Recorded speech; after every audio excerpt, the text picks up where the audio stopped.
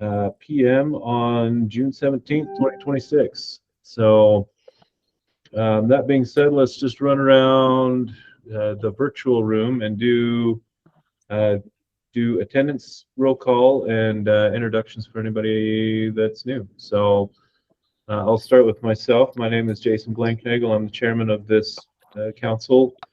I am the member at large and excited to be here. So we'll go down the list as I've got it.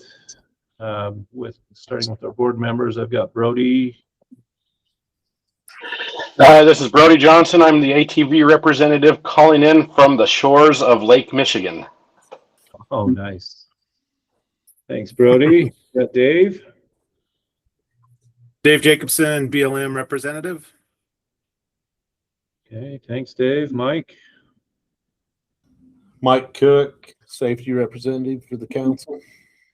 Thank you, Mike. Nicole. Nicole Nelson with the Public Lands Policy Coordinating Office. Thank you, Nicole. Russ. Russ Kazera with Trust Lands Administration. Thanks, Russ. And Scott.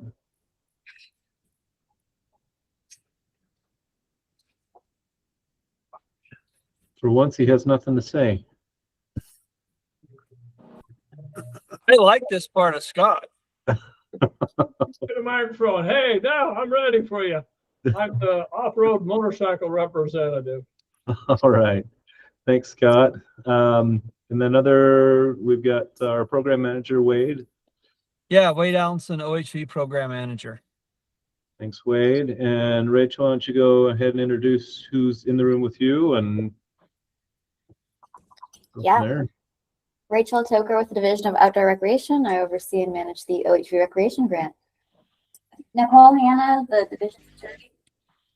Jason Curry, Division Director. Excellent. Thanks, guys, for being here. We've got other people on the call here. We'll just go around real quick. I'll just list them off. Brett Davis. Oh, Brett Stewart. Let's have you introduce yourself. Brett Stewart, Utah OHV Advocates. Thank you. Brett Davis, go ahead. Sorry, that's what I meant to say. Yeah, sorry, I'm late, folks. Brett Davis, full-size four-wheel drive representative. Okay, thank you for being here. Also, we've got Caroline Weiler, Evan, and Evan Beisch, right? Impressive, yes. Evan Bike here, the Division of Outdoor Rec. There we go. Jason Whitaker. Let's see who else we've got on here. Oh, Sheriff Curtis, why don't you introduce yourself? Nathan Curtis, Sevier County Sheriff, and I am the Search and Rescue representative. Thank you. Also got Todd Royce on here. And that's all we've got. So thank you, everybody, for attending. Next item on our agenda is approval of the March 6th, 2026 meeting minutes. Has everybody had a chance to review those? Are there any questions or concerns with those? I have. There was a Scott Walker in there, and I have no idea who Scott Walker is. Oh, no. I don't know if he was impersonating me or not, but the questions he was asking were the same ones I was asking. I think it was a ploy on somebody's part to see if I actually really read all through this stuff, because half of it said Wheeler and half of it said Walker. So somebody needs to go in and do some editing on the Walker. I will have those fixed and re-uploaded. Thank you, Scott. Okay, thanks, Scott. Any other questions or concerns with the March 6th meeting minutes? All right. I guess with those corrections, we'll entertain a motion to approve. This is Brody. I make a motion that we approve the minutes as written, minus the or after the correction of Scott Walker to Scott Wheeler. Okay, I'll second it. It's Mike. Motion by Brody, seconded by Mike. All those in favor? Aye. Aye. Okay, Next one or any opposed, I should say. Okay, we'll move on to the March 26th meeting minutes. Hopefully everybody's had a chance to review those as well. Any questions on those?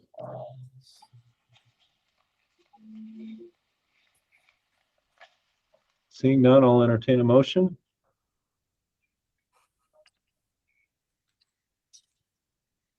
I'll make the motion that we accept the minutes. This is Sheriff Curtis. I'll second.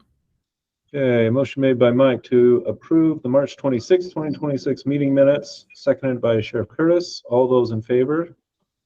Aye. Aye. Aye. Aye.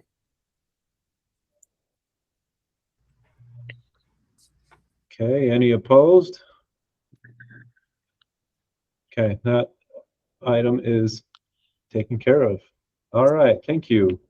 Next item on the list. This is item number 2, nonprofit eligibility for OHV recreation grant. This is from our division attorney. I will turn the time over to you to enlighten us.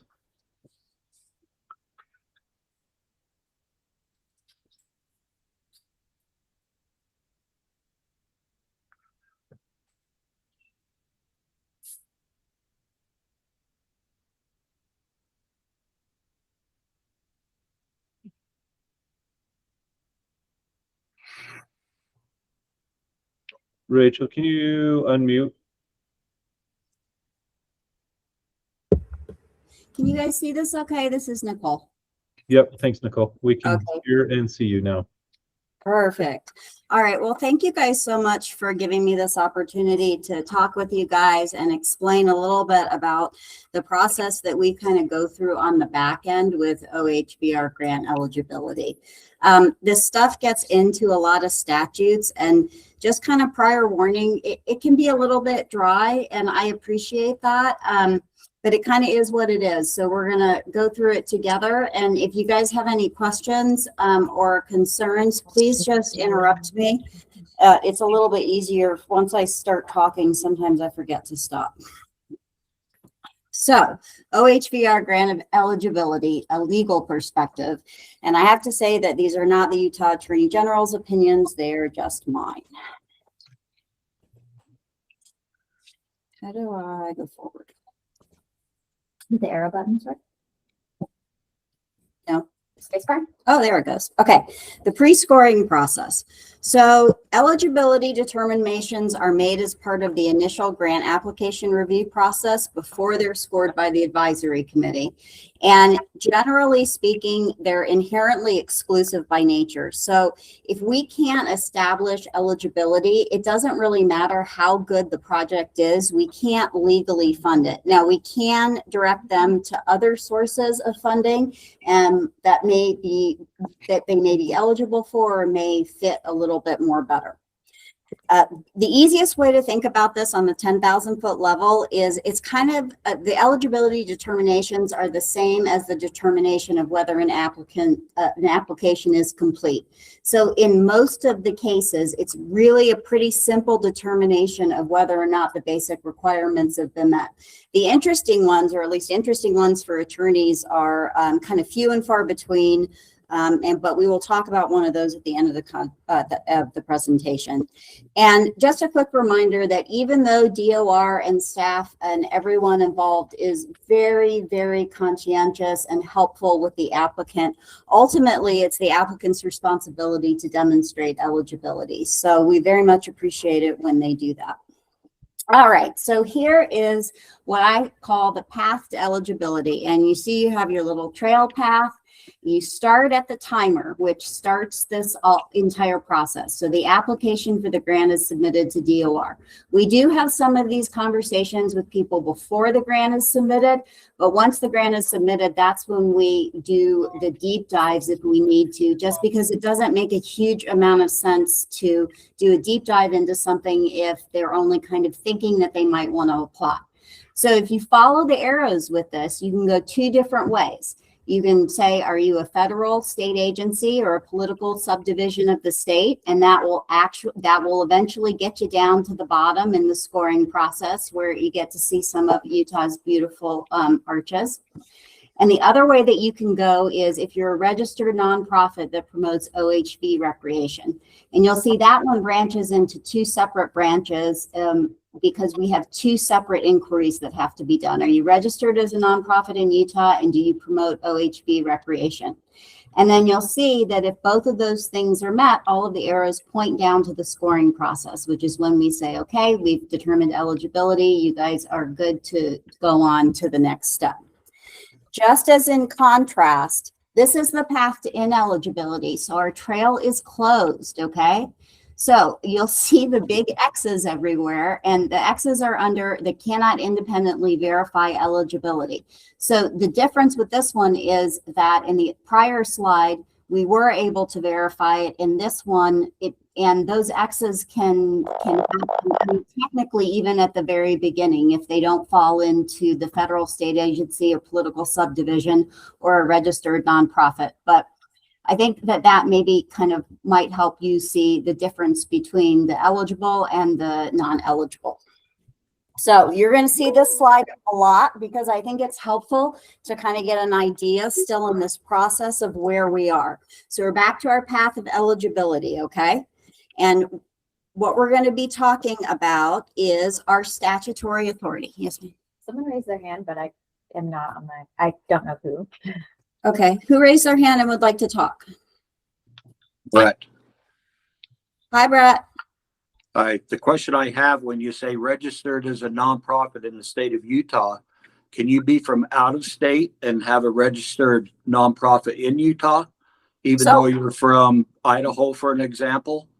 We're going to talk about that probably okay. more than you ever wanted to know, but the answer is yes. If you also register in Utah, that's the easy answer. Okay. Right? Thank you. You're welcome. Eligibility means, this is right back to where we were talking about, kind of on that right-hand side of our little graph there. So federal agencies, and this is the thing about where these definitions come from and what they mean. There are no definitions in Title 79, which is the outdoor recreation, which is Department of Natural Resources, which DOR is under. So we have to look to other places in the code to find these definitions. The good news is most of these definitions are fairly consistent throughout the code, but they are a little bit funny that you might not necessarily think about. So federal agencies, you can be part of the executive branch, but not military, Congress, or the judiciary. And state agencies, we always think of things like DNR or DOR, but there's also boards, councils, committees, institutions, offices, bureaus, administrative units of the executive branch of state government, or an education entity. So to ask some of the questions that have come up after I kind of sent everybody the initial draft of this internally at DOR, an education entity for these purposes is going to be any of the state colleges and universities. The ones that I think are left out, just off the top of my head, Westminster and BYU, because they are not public. Pretty much everything else would theoretically count. Okay, now let's get to political subdivisions of the state. Again, this is one where there are some in there that you just may not necessarily expect to be in there, but I wanted to give you a couple of examples of some ones where you might go, gosh, what is a governmental subdivision? The Jordan Valley Water Conservancy District is an example of a governmental subdivision. So they're kind of like half public entities, kind of like UTA. They're very similar that way. And then also public corporations. And I think one of the only ones we have in Utah is the Utah Housing Corporation. I'm not sure that they would be applying for this grant, but just to let you know theoretically that they could. And then OHV organizations, and remember these have two prongs, okay, that we have to look at both. So they have to be incorporated as a nonprofit corporation in Utah, and they also have to have the purpose of promoting the interests of OHV recreation. And they have to have both or they're not eligible.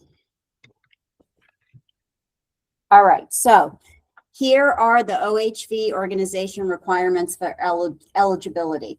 So you have to be incorporated in Utah as a nonprofit. And Brett, to get exactly to your question, there are a number of different entities and they're formed under different parts of the code.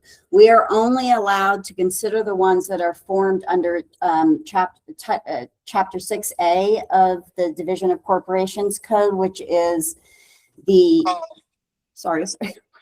which is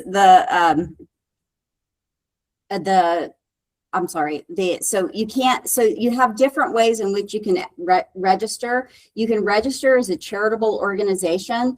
That's not what just because you register as a charitable organization, you don't necessarily still count under that subsection for being eligible. And you're going to hear a lot of things about foreign versus domestic corporations, or maybe you've heard that before. So that means that they initially incorporate in another state. They can incorporate in another state if they also incorporate in Utah, because that puts them subject to the laws of Utah and creates that incorporation. And it's not technically domestically, technically it's a DBA, but under Chapter 6A, it still counts. The next step is that you have to be created for the purposes of promoting the interests of OHV recreation. It doesn't have to be the sole purpose.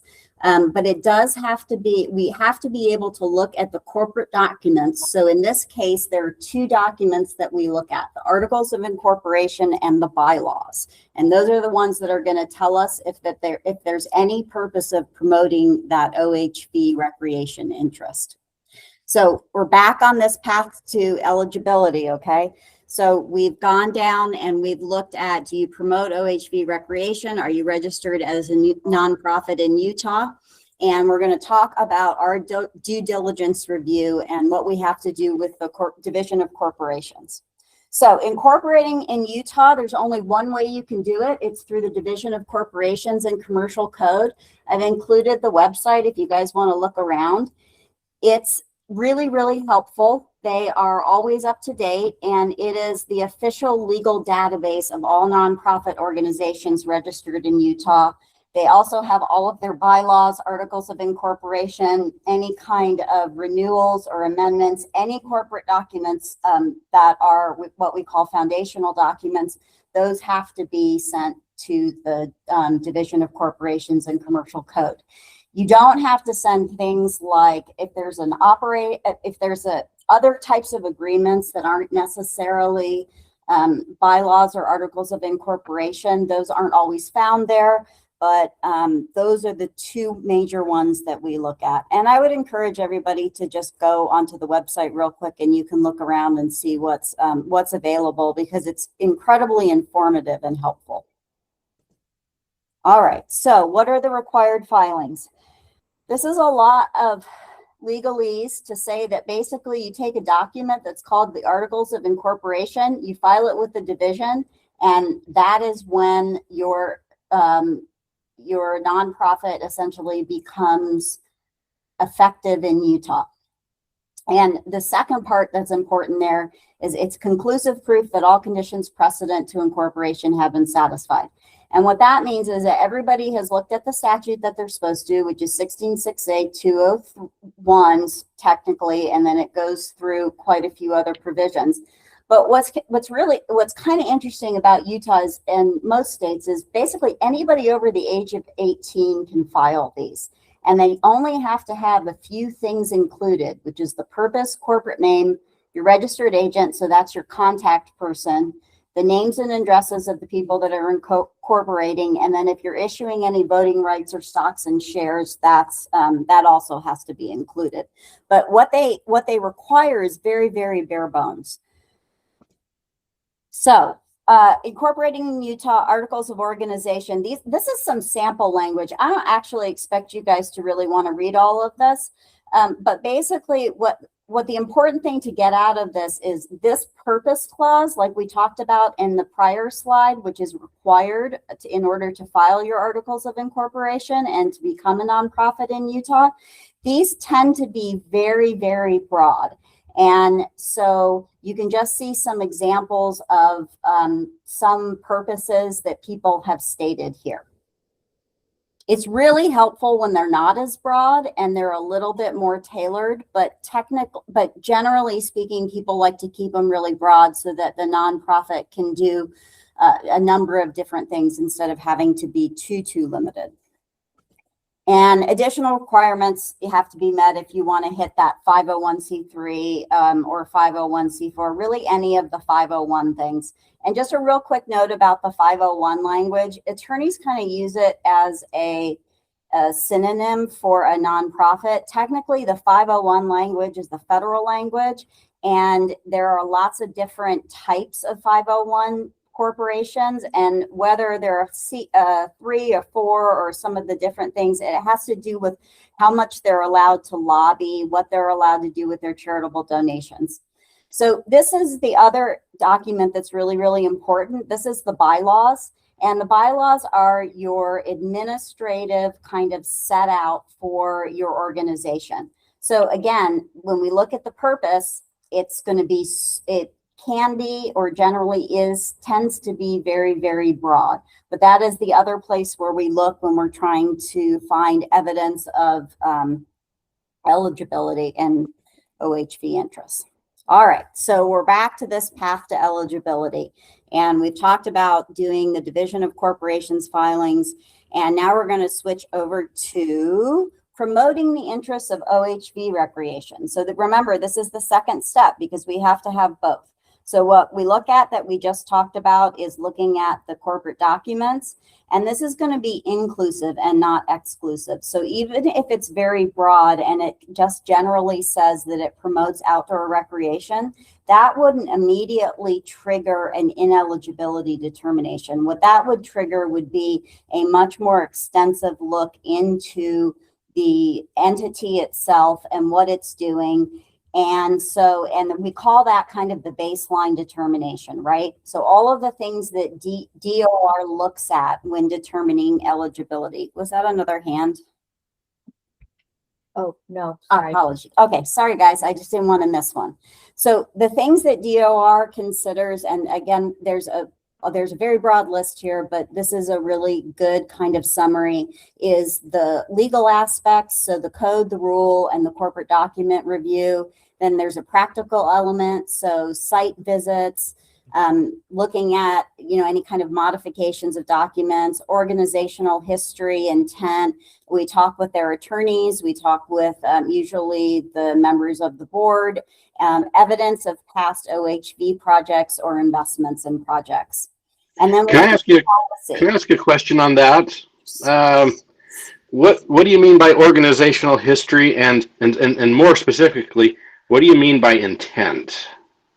So the organizational history is going to be when we look at the articles of incorporation and the bylaws and all of the history. We're going to look at when it was established, why it was established, what the purpose of it being established was for, whether or not it is in good standing, meaning that they have so you can be active or they call it inactive, but basically every 5 years, I believe it is, you have to re-up your registration. So we look to make sure that they've done that. We look to make sure that they haven't had a massive overhaul of the board or something. And if they have, again, it's not that it makes them necessarily ineligible, but it's definitely something that we look at so that we make sure that the organizations that we're giving money to are reasonable organizations that, for example, haven't had a history of like an incredibly litigious history. So they haven't been sued every year for the past 10 years for fraud, which unfortunately happens with some nonprofits. And what about the intent? What's the definition here of intent?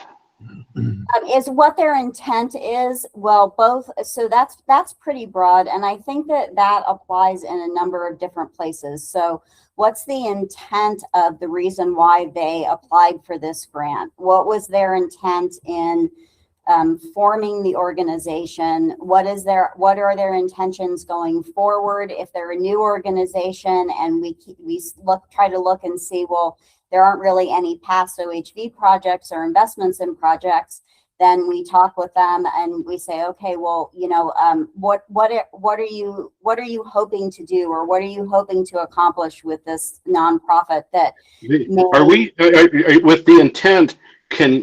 What sources of information can you use for the intent? Can you use Facebook, social media? What can you use for the intent? Because that's pretty broad. Yeah, it is. And again, because it's inclusive and not exclusive. So if they have filed a really, really broad purpose statement in their articles of incorporations or their bylaws, and we look at, then we look on their social media page and we see that they've been doing, OHV activities pretty consistently. I mean, we kind of can look at anything that we want to in making that practical determination. Do we get in trouble by looking at their social media history and going, wait a minute, this is a group that has a history of anti-OHV rhetoric in social media, and all of a sudden they're putting in a grant? Are we allowed to raise our hand and say, hey, that's an issue, or do we need to be quiet and sit on our hands? Well, no, I think that is one of the pieces of information that can be used in order to make these determinations, but I don't think that stalking someone online is a good idea. So for example, if the organization itself, when we're talking about social media, we're talking about the organization's page. We're not talking about like individual people's pages. So if the organization's page is, if we look at it and everything in there doesn't have anything to do with OHV and all just has to do with protecting trails, let's say for just walking and hiking, then yeah, that would be something that we could take into consideration. Okay, that makes sense. Thank you. You're welcome. I would never, though, I don't think that DOR does this, and I would never suggest that we should take just something that is on social media that hasn't been verified and then just use that as a reason to deny a grant. I think that there is, again, if you look at that and you have some concerns, those are concerns that then DOR addresses very carefully to try to understand why the stated intent in the articles of incorporation and bylaws as a nonprofit is different than what they're actually advocating for. Does that make sense? Yes, thank you. You're welcome. Okay, Mike had his hand up too. I'm sorry? Mike had his hand up too. He's got a question. Hi, Mike. What's up? Hey, how are you doing? Well, I think how are I'm you? kind of thinking down in the same lines of Brody.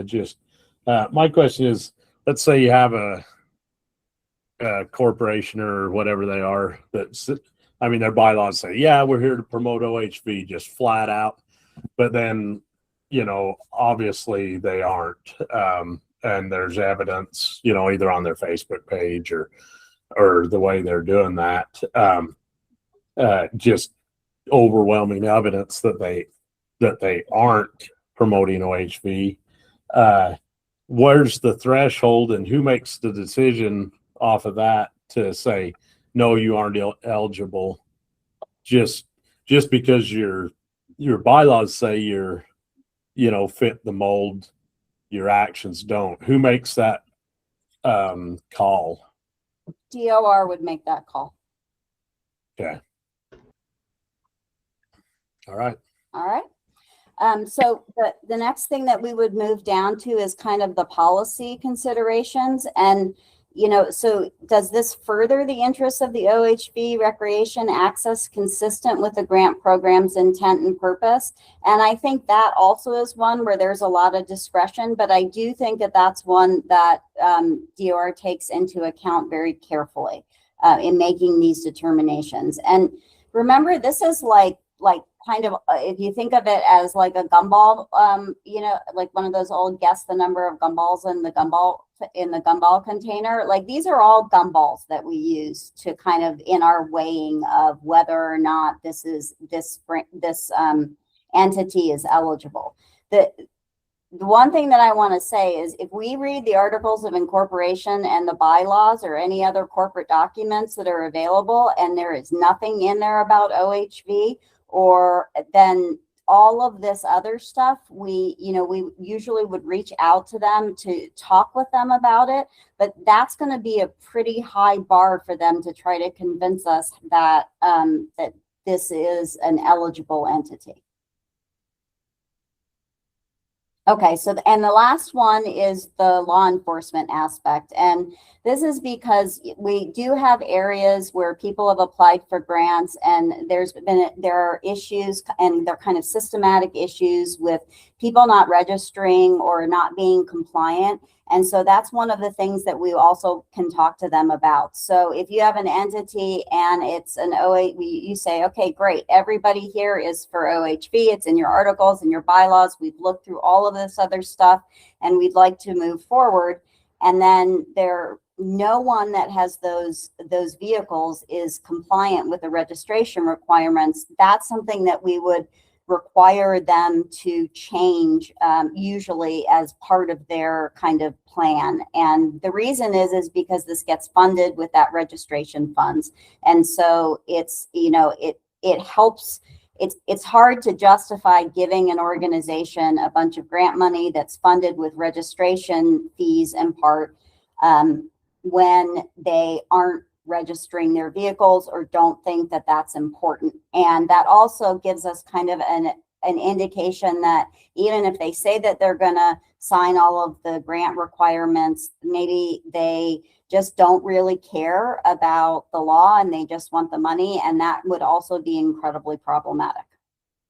And so the point of all of this is it's not a cursory process. We don't just look at one document or one situation and say, okay, well, this is, or sometimes they do, you can if it's very, very clear. And we can think of a couple of examples of really well-established OHV groups in Utah where, you know, we don't have to go down to like some of the practical things because they're just so well established, right?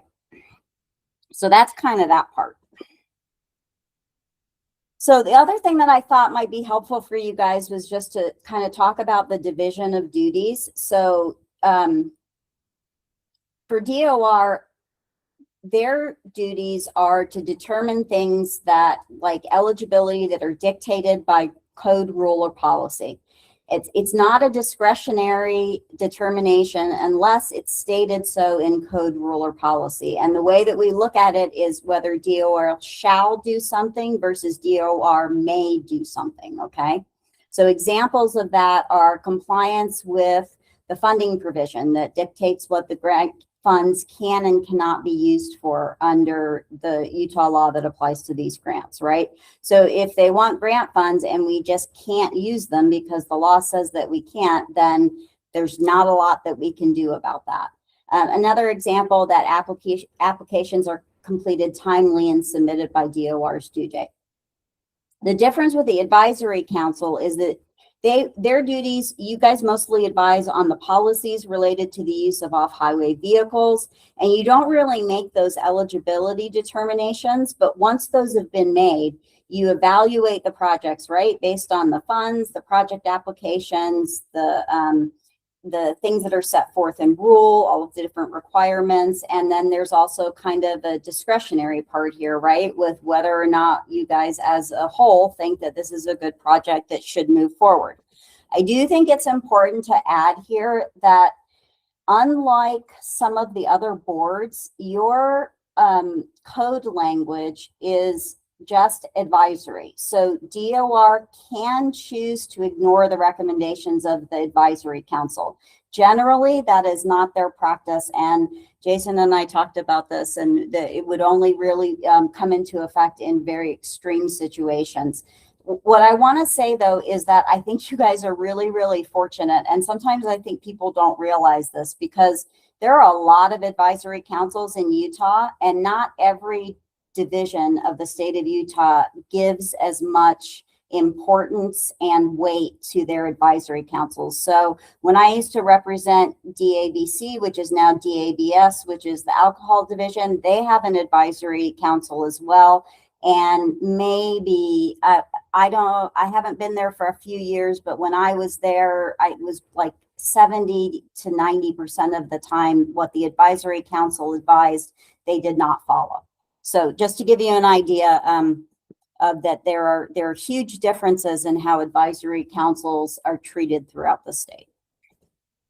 All right, we're back to our path to eligibility. So this is what we're going to talk about with eligibility in practice. So we're going to run through our little chart like we did with the Foundation for America's Public Lands. This is the BLM Foundation that was formed as a 501c3 as kind of the charitable arm of the BLM. And one of the reasons why they did that is because what a federal agency is allowed to do and what a 501c3 is allowed to do are very different things. Lobbying is a big one. How they accept charitable donations is another big one. To my knowledge, this is the only entity that this entity is the only entity that has been formed like that, and it is extraordinarily unique. And I'll explain to you why it's unique and why it had to be considered a little bit differently. So there were two possible entity determinations that this could fit into. Is it a federal agency or is it one of those OHV organizations, right? So we started with federal agency eligibility. Now, these guys don't have articles of incorporations or bylaws. Instead, they were established by an act of Congress in 2019. So they have an enacting law. And what they do is they run it through an operating agreement that is with the BLM. They're covered by the BLM's insurance, and they're technically a separate entity, but there is a lot of crossover. They are registered as charitable entities throughout the United States where that's required by state law. It wasn't required in Utah until January 1st of 2025. So, and then there are a few little exemptions. But basically what we did is then we started that review, right? And then we found out that they had incorporated in Washington, D.C. as a nonprofit. So that is problematic because if they're incorporated in Washington, D.C., then they also need to be incorporated in Utah. So I gave them a call and they agreed to incorporate in Utah as a nonprofit, and we were absolutely thrilled and they got on it, and I am just waiting on verification for them, but it was a really, really helpful, good choice. So now that we've agreed that technically they are eligible as potentially eligible as a nonprofit, we have to move to that second part of the analysis, which is, does it promote the interests of OHV recreation? And we went back and forth about this for quite some time, but basically what ended up happening, and I didn't add too many of the specific things here because a lot of it is protected work product between attorneys because I was talking with their counsel and stuff, but they have done some amazing projects, and they just sent me a news article where they donated a few $100,000 in a partnership with Polaris. And so we went through everything and talked with them and had meetings with them. And basically we came to the conclusion that while they also, do matching funds for non-motorized outdoor recreation activities. So like they will do, they'll do trail repair for hikers or bikers and other things, or water. They aren't doing anything that would be detrimental to motorized or OHV recreation. So that concern, I think, was alleviated really at an extraordinarily high level. So that's where we get to our little, are they eligible to be a grant? And the answer is, yeah, I think they probably are, because they are an OHV organization. They're going to incorporate in Utah and they promote OHV recreation. Did that make sense to everybody? And whoever has their hand up, please just interrupt. I think that's pretty cool. I didn't have my hand raised. I think that's cool. It seems like didn't the Forest Service maybe have something similar or not? So they may. Yeah, I apologize. Go ahead. Yeah, I got American Forest Foundation. And, Yeah. and they have applied for grants with the division for different things and are a good partner, but just like anybody else, we weigh the merits of their application based on the project it is. Yeah, A and little bit different structure, but yeah, and so that's the thing is each one of these because they don't really fit real easily into any of these categories when you first look at them. We spent a lot of time trying to make sure that this was going to be a good fit. But and these are relatively new, so I think it's actually a really positive, beneficial step in private and public partnerships. It looks like Brett Stewart has his hand raised, so I'll make him a participant for this one. Brett? All right, Brett, go ahead. Okay, so 2 questions. If, let's say for an example, a nonprofit receives a grant and then they're in violation of the contract, which I believe has happened in the past, is there any language anywhere that what the penalty could be? Like you can't apply again for 5 years or anything like that anywhere in the rules?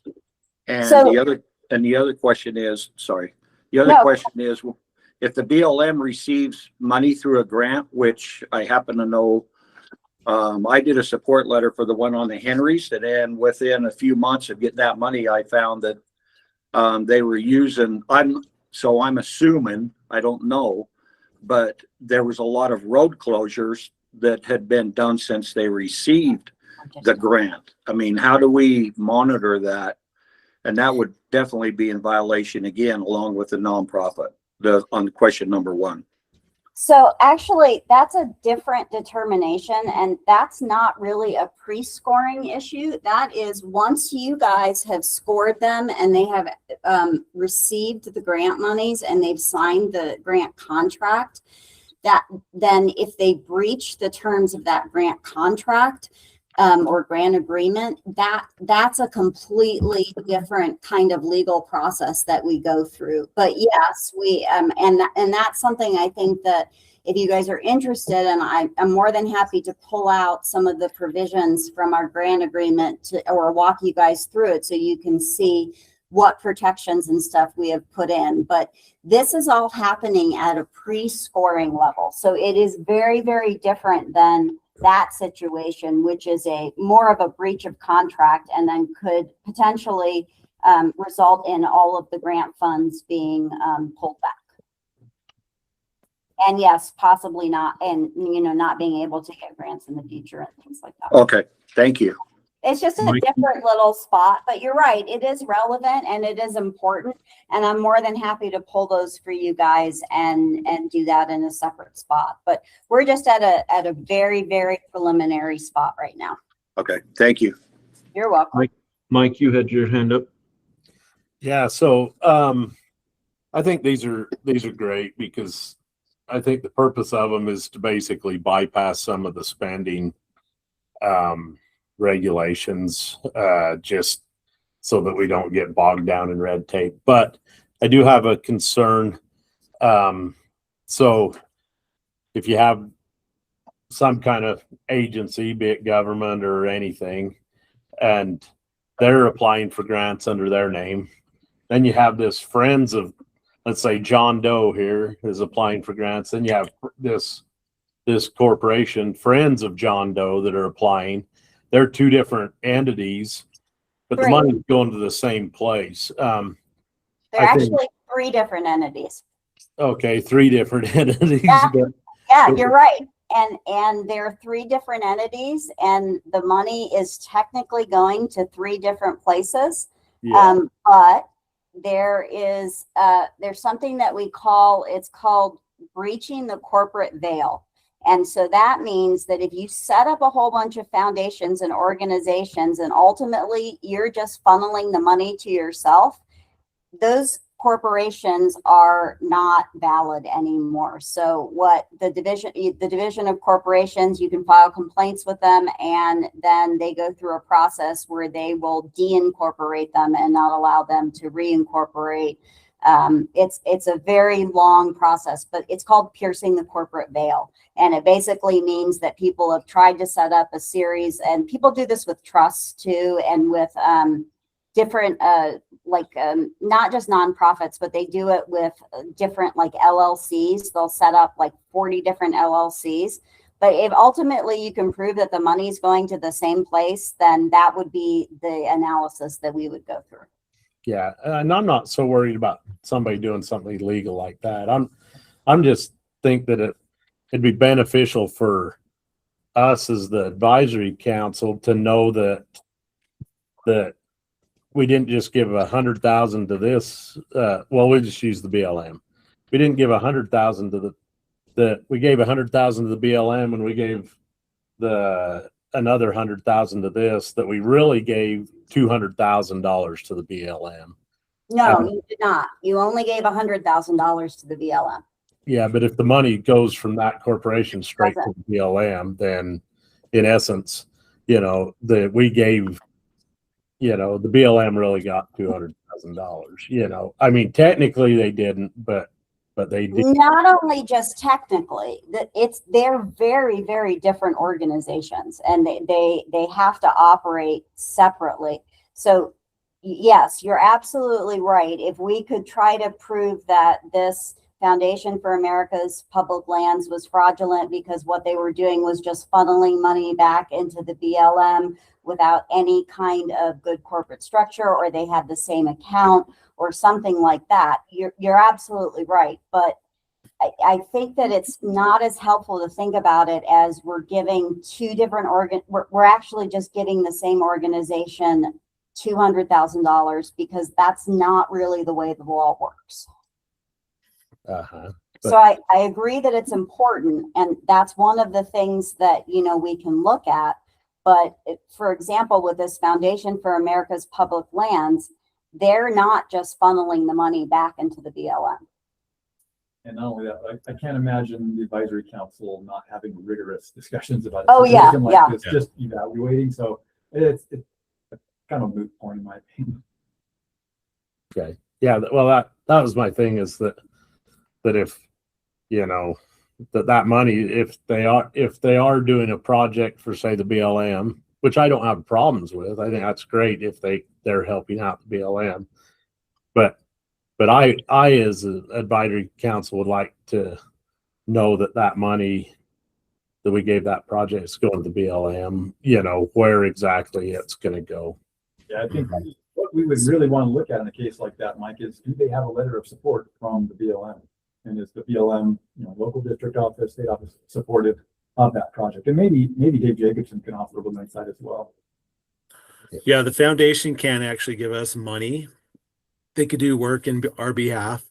And Mike is right. You could potentially have, let's say the BLM apply for a grant to do a trail project and the foundation to do a trail project. I would hope we would never do this, but I guess there's potential that somebody could do that, and they're both working on the same trail, and the BLM's bringing their money to it and the foundation's bringing their money to it. That could happen. I hope that it would never happen. It would just be either the BLM applies for it or the foundation applies for it. Cricket Mountain's OHV trail system right now, the foundation applied for the grant. I'm actually the project manager working with the Fillmore Field Office. They're purchasing the materials, and we're coordinating the work and putting the materials on the ground to update that. They're not actually giving us money. They're not paying us, or they're just paying for the materials with the grant funding. But all of that, but all of that also is going to be set out in the application materials and stuff. I mean, if we see an application for two different entities working on the same part of the trail that look like they could possibly overlap, then absolutely that's something that DOR looks at as a very baseline initial determination, and we would reach out and get that information and stuff. I have to tell you guys, I have been thoroughly impressed by the Foundation for America's Public Lands. The project that they have done throughout the state and stuff, and throughout all of the other states where they've, you know, contributed. I mean, they're just doing some really cool stuff. So yeah, I'm a fan. I got to tell you. Yeah, I mean, I think it's a great thing. I just think that we need to just make sure that we keep track of where it's going, and just to, you know, make sure that absolutely, hands in the same pot, I guess. And part of that is what Brett was talking about, is that if we start getting, you know, invoices in and stuff, and they look hinky, or, you know, it's for the same stuff or they're duplicated, that's after that scoring process, when Elva Grant has been formed and stuff, and we do kind of these, you know, little audits and stuff and look for things, that is all part of that process. But at the, you know, when you're determining eligibility, this is a different part of that process. Yeah. But I agree with you all. Yes, I think it's very, very important that DOR continues to ensure that the monies are spent in the way in which the application and the project dictates that they were spent. And that's why they, you know, they separate out their budget, and, you know, we get those receipts. And so there's an entire internal process that also happens at that stage. Okay. Sounds good. Thanks, Mike. Scott, you've got your hand up. Yes, you. I have a comment and a question. The key to this is a follow-up on it. All you have to do is follow up and see what they're doing. And if somebody did that, you'd be able to tell whether or not that they were following through with it. So, but on that note, I have a question. I understand this group actually takes a percentage from the grant money to help fund themselves. So do you know what that amount is? That's going to vary depending on the application. That'll be laid out in their budget. Yep. So they have to disclose that. You know, the advisory council can look at that on a case-by-case basis and decide whether it's appropriate or not to support any amount of administrative costs. Because the state does the same thing. When we get grant monies, if we're allowed to, there is often a provision that says that if a division needs to provide administrative and staff support for a grant program, that they can take some of that money and use that for that purpose as well.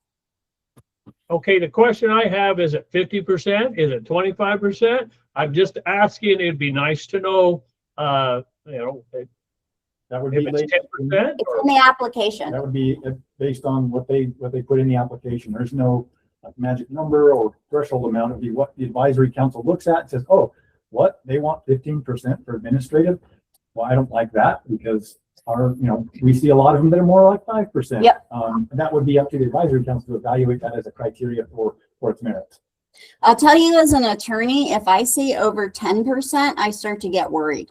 If I see 10% or under, ideally 5% and under, then that's just objectively fairly reasonable as an administrative cost, because there are a lot of indirect costs. So the reason I bring that up is the grant application before it didn't state that at all. We had to ask that. And so I'm not sure. And I'm okay with them getting some type of a fee in there, but I just want to make sure it's reasonable. Yeah, if it's different than what their grant application said, then they'd be in breach, not able to use the funds for that. So I don't believe the grant application said anything about administrative fees. That was brought up later. And so that would be a key in that it would be nice to know that, and it'd be part of the application that 5%, 10%, or 20% was used for administrative costs on that. Yeah, on the Moab grant, there was indirect cost. For the Cricket Mountains, they didn't charge an indirect cost. And it was right around 10% for the Moab project. So eligibility wise, we will not pay for indirect costs, but for administering the grant, we do allow that. But yeah, we don't expect it to be high. Right now, we don't have a percentage in there. If we would like a percentage, we could definitely do that. Yeah, maybe I misphrased that. Yeah, I would exercise some caution though. I think that we would need to do that through like a rule, and we would probably need to really discuss, because like you said, if they're asking for 10% in one case and then they're asking for 0% in another case, you know, I think they probably, I mean, I give people the benefit of the doubt until they can, and if they can show me the documentation and DOR the documentation as to why they need that 10%, then I think sometimes that is incredibly reasonable. And sometimes the administrative cost is overseeing employees who are, you know, it's overseeing the project as a whole. It's not just the paperwork that goes into it. Yeah, that's kind of a different conversation too, is these administrative costs and what counts as direct or indirect costs and what are allowed and what are not allowed. But generally speaking, those are very low.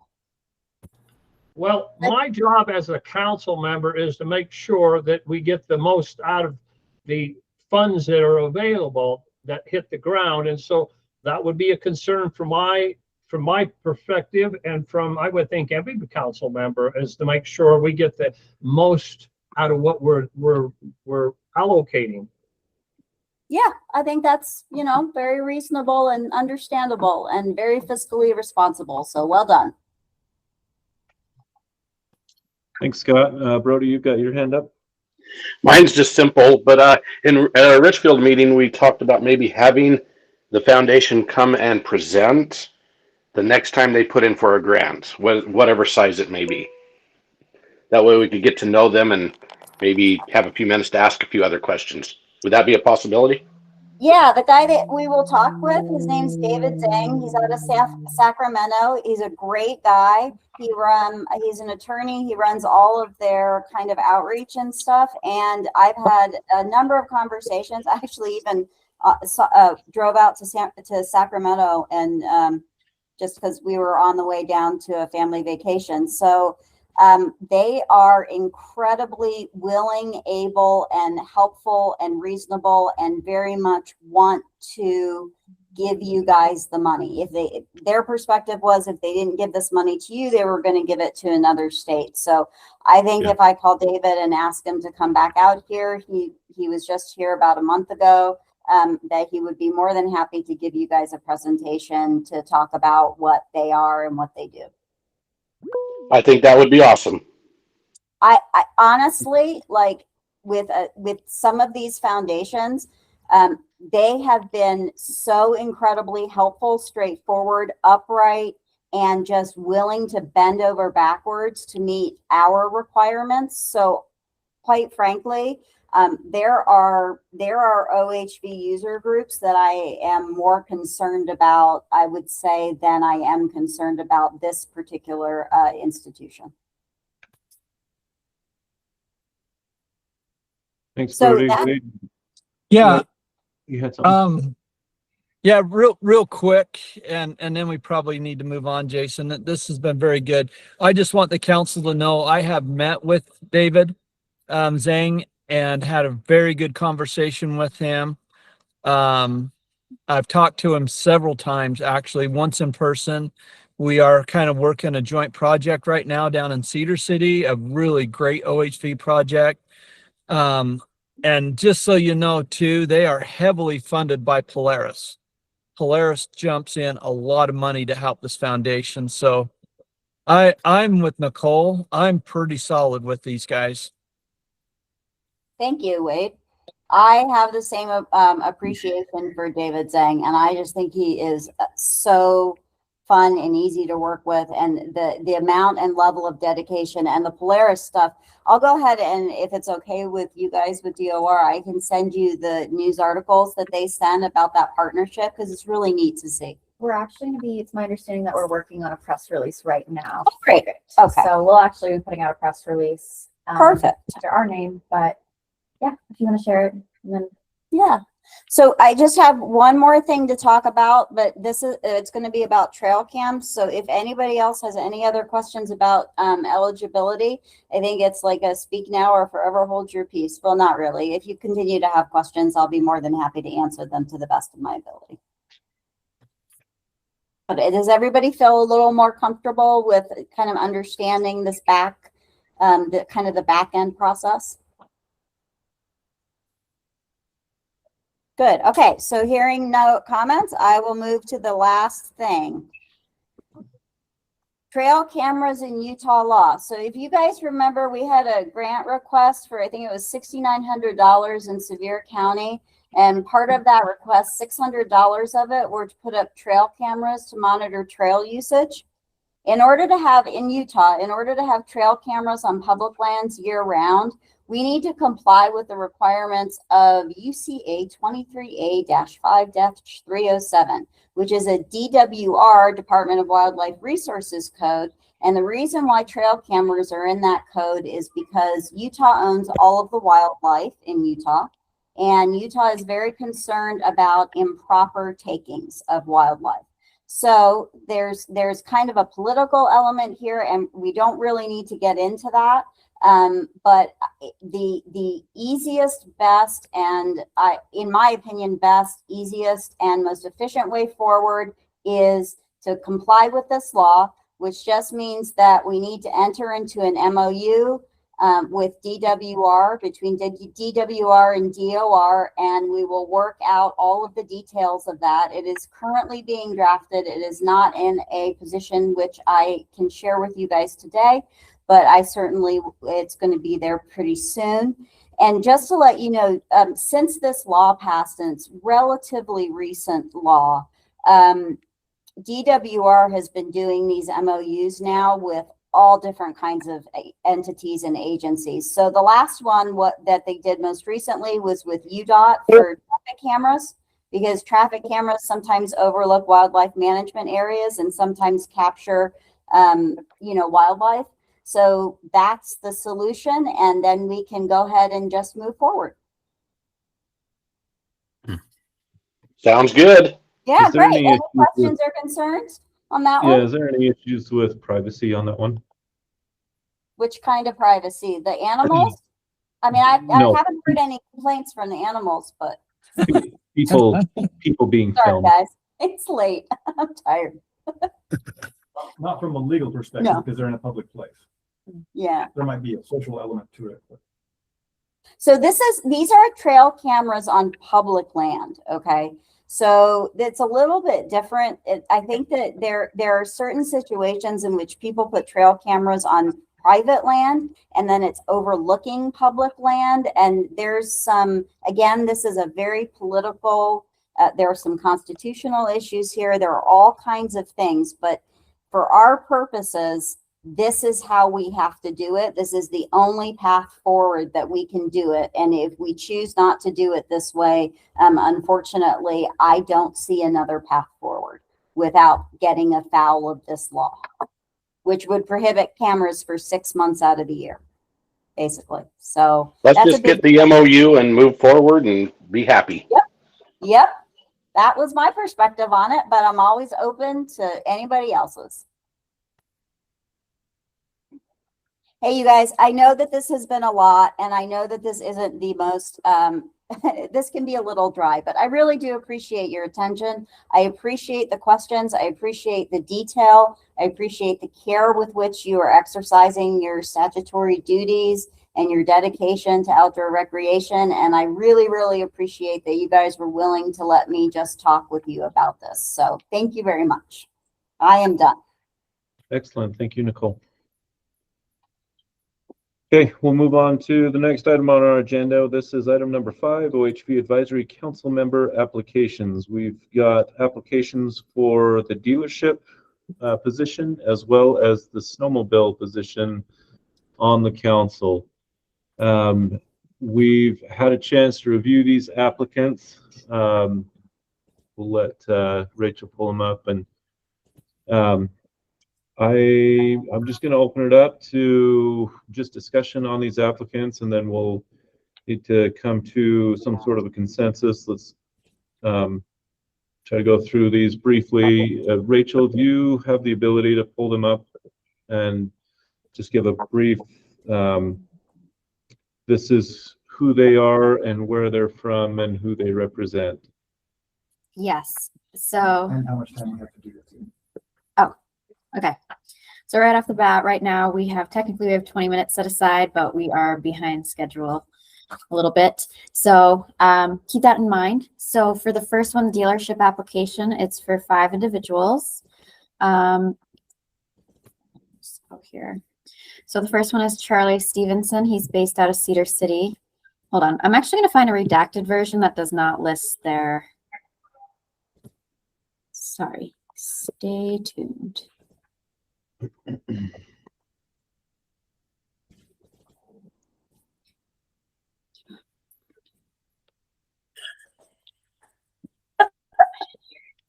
I one that part? So Jason just whispered to Rachel, "You're going to jail." He's trying to be respectful.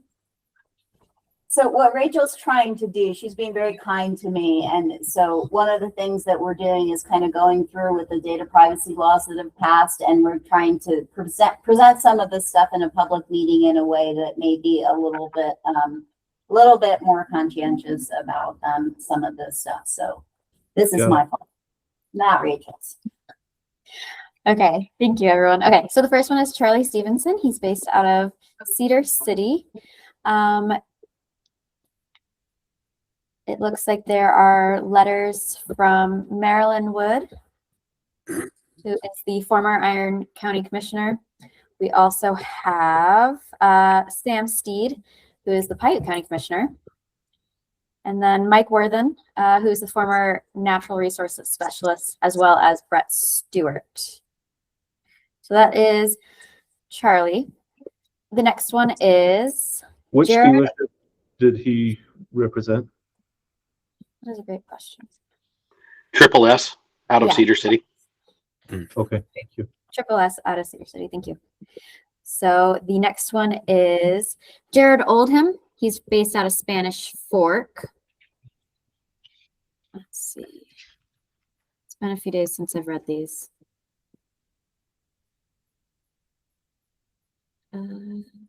Does anyone know off the top of their head who Jared represents? Yes, Rocky Mountain ATV. Thank you. Okay, so there's a letter from Eric Nelson from the Uinta Trail Council. And I believe that is the only letter of support. Then we have Kimberly Black. She's based out of Camas. She is with Weller Recreation. We have a letter from Chase Peely, the Utah Snowmobile Association. So Cody Sargent and Nanette Bush. And then we have Lacey Werner, and she's also based out of Cedar City.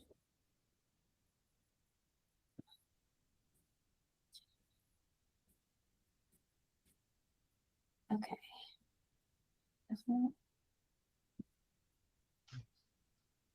I do not know who this is by, or That is the vice president of the Cedar City ATV Club. So okay, thank you. We also have a letter from the Tusher Mountain ATV Club. And then Randy with Duck Creek Village Legacy Project as well. And Jared Anderson from SUU. Josh Anderson. Thank you, Josh Anderson. And so she works with D&P Performance. And then lastly, William Shannon Chambers. They are from Benson, Utah. Apologies on the pronoun error. So Bill Chambers represents North Star Polaris. He has a Polaris dealership in Logan and one in Franklin, Idaho. Thank you. And so there's a letter of support from Top of Utah Snowmobile Association with Michael Bauk, and then a letter from Corey Argyle, who's the president of the Franklin County High Markers. And then, so those are the 5. Probably be easier if I wrote them all down. Is there, I'll give it back to you, Jason. Okay, any questions or points of discussion on these 5 as you guys have reviewed them? What are your thoughts, impressions? This is Brody. I'd like to just put a plug in for Lacey with DNP.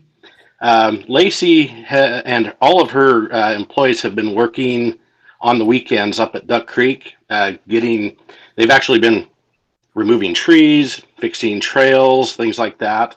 And this is all in those letters, but they've also been, they host a yearly ATV jamboree over in Ruby's Inn.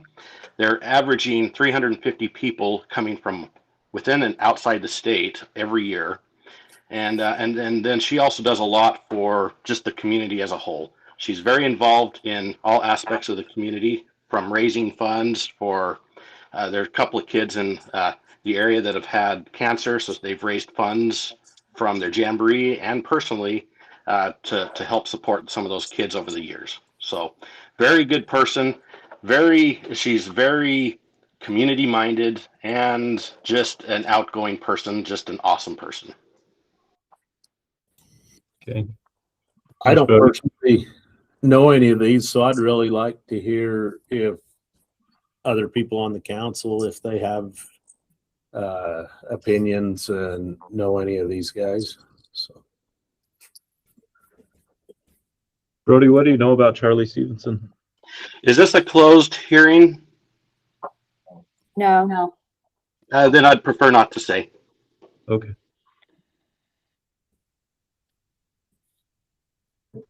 Hey, Rachel, Yes. do you exclude AI in these applications? Because some of them were very, very well written and very long.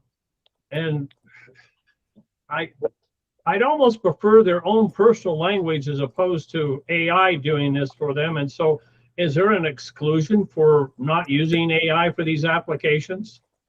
That was not included as part of the application. So Just go ahead. can I just comment real quickly? So one of the challenges with doing something like saying you can't use AI to draft language and stuff is that we already do, and we have been using that for a really, really long time. So like AI, for example, when I did my slides, AI was the one that helped me do the designs for them, right? So if you hated them, you can blame AI, and if you loved them, then it was all my work. But it's kind of an interesting, it's a very interesting kind of way in which the world is now moving forward. But I think it would be very challenging to just prohibit any type of AI because Google is AI. So technically, we've all been using it for years and years and years. Not only that, how would you tell if You it's can't really. AI or not? I mean, if you do think that one of these is AI and you think that's not appropriate, certainly weigh in and make your opinion known about it. I think that's appropriate. Yes, absolutely. But we can't say you can't use AI. Now you can say something if you guys would like. Right. We appreciate that, we'd really like to hear from you, within your own words about what your contributions can be. Something like that would absolutely be okay. And we can also ask them to disclose. If you did use AI, we would like to know. Yeah. And that would be a sure. good filter. Yeah. And I think that going forward, probably including something like that would be beneficial. But I also would like to state that there's people in our office that are very detailed writers. So just because it's detailed doesn't mean it's AI. There's people have different writing styles. Usually you can tell with AI, but sometimes people also use a little bit more flowery language. So it can really be hit or miss. So I think making the assumption, especially without being known right now, it isn't unfair. So going forward, I will definitely include that. But for this one, I don't know if we can make an assumption in that regard. Nicole, you had your hand up. Yeah, I think it's kind of been covered, but I would say even just something as simple as spell check is probably considered AI, and it's something that It is. I know I couldn't live without. Yeah, but you could say something where you would prefer, you could ask them, when you're doing your narrative, you would prefer that they do it in their own words instead of, I think if you get one and you're really, really concerned about it, then that's one of those trust but verify things that we could do. what I'm saying is very difficult when you read these to determine who to put in those positions if you don't know them and you're not been hanging out with them or got some background information, because AI is not that person, it's somebody else. And so it's very difficult to determine that. And so I read these applications probably 5 times, and I'm still struggling who to put in what position. Were there any you suspect used AI then, Scott? You know what? I don't know how we get around it because it's everywhere, and I'd like to just, some of these applications are, you know, they don't need to be as long as they are. Just make them 3 or 4 sentences or a paragraph as opposed to a whole page. You're right. Yep, I think you're absolutely right, Scott. So I would use that as criteria to evaluate these. If they're too wordy, then do you want somebody who's going to take up lots of time in the meetings and that's their style? That's up to you to decide. Scott, do you want somebody that's too wordy in the meetings? No, but I'm here, so you guys are in trouble already. All right, Mike. Does anybody know Jared Oldham or Will Chambers? Mike, I know, I can just tell you my experience with Bill Chambers. Last fall, I wanted to have a meeting with the single track guys up there in Logan because they don't really have a club or an organization. And he's the guy I reached out to. He's a Husqvarna dealer as well. And he opened up his business. He, I bet he brought in 40 motorcycle guys throughout Cache Valley to come and listen to me talk with them. He's very engaged in both snowmobile and off-road. Yeah. Thank you. So sorry, real quick, Rachel and I are looking through some of these because unfortunately now I'm becoming a little bit of an expert in recognizing AI, and it does look like there are some places in which AI may have been used to draft the responses. There are some that definitely AI wasn't used. So, you know, one of the things you might consider is just like a word limit. That's what we've done within the applications. So this was done through, you know, as a state agency, we have to use Qualtrics when it comes to surveys.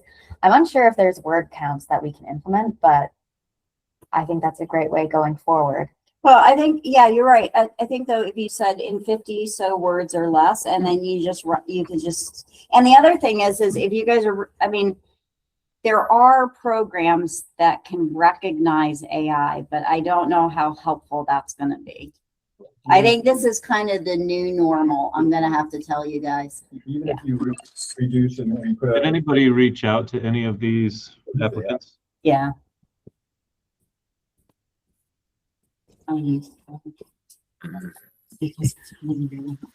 Well, I've had conversation with Lacey. I can tell you that that, you know, she's known about the council for a long time. She's very interested in what it's about, and the things that she's written are things that she really does believe in, and that's what she promotes.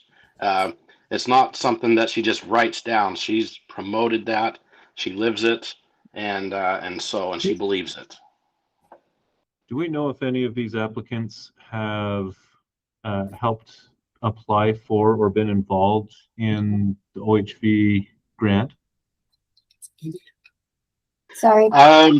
There's been several of them, I'm sure, have been involved in helping, not necessarily writing like letters of support, but in being the dealer that maybe other people that is particularly search and rescue has gone to for machines and supplies, maintenance, things like that. Okay. Could you repeat the question, Jason?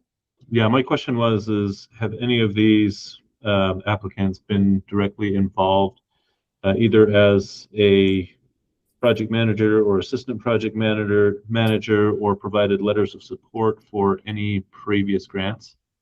There's probably been potential letters of support because we do tell them to go to the community, but there's definitely, I feel like the majority of the communication that's happened with applicants and dealerships have been vendor wise. So, you know, purchasing, as Brody said, purchasing equipment. So it sounds like Brody's putting Lacey up here on a little bit of a pedestal. I am, and the reason why is she's just a good person. I just love her to death. I think she would be a great advocate, and she does work very well with the other dealers, and so that's kind of important. I think, you know, if we're looking at the all around, you know, what are they wanting? They're wanting people to first ride their machines. They want people to be safe riding their machines. They want people to enjoy that. They want to have that relationship with the local land managers. And so, and then I also think when you look at what they do when they're off the clock, and I see that all the time, where, you know, when people are out doing projects, they're putting shovel to ground and chainsaws to trees, and they do it on their own time, and they're not really promoting themselves for doing that, and so that tells me a lot too. Hope that makes sense. Make a comment here. I have 3 people in here, and that Eric wrote a separate letter for this, Jared, and Wade's talking about this, William, and Brody's talking about Lacey, and they all have good support from them. You know, how do we come up with a name? Is there some that's kind of a red flag to anybody that we can eliminate based on their responses to the questions? I think if your only concern is the sales of machines, then that's a.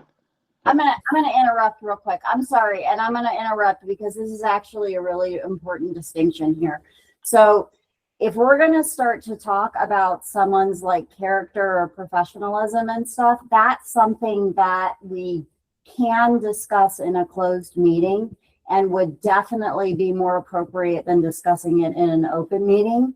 There are quite a few rules and procedures that we need to do in order to go into a closed meeting, including some notice provisions and stuff. So what I would politely suggest, and again, I sincerely apologize for interrupting. I just want to make sure that we're not unintentionally doing something that would get us into trouble. But that is something that you guys as an advisory committee can talk about if you're potentially interested in doing that, and then we can do that, you know, moving forward.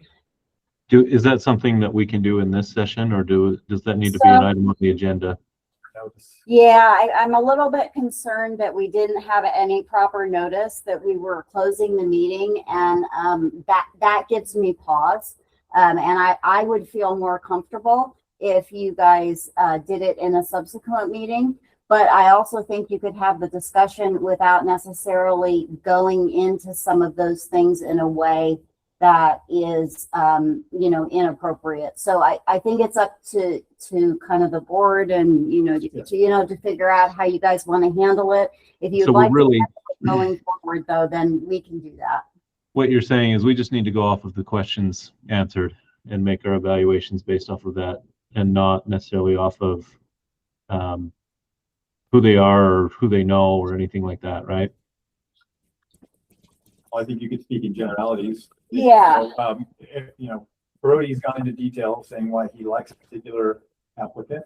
If there is one applicant that somebody doesn't necessarily want to support, you could make that known in a general sense and say that. You could say something. Detail. Yeah, you could say something like, "I just don't feel like they're a good fit," or something like that. I think would be very reasonable. But I do think if you're going to get into specifics, that we should notice a closed meeting and do it that way going forward.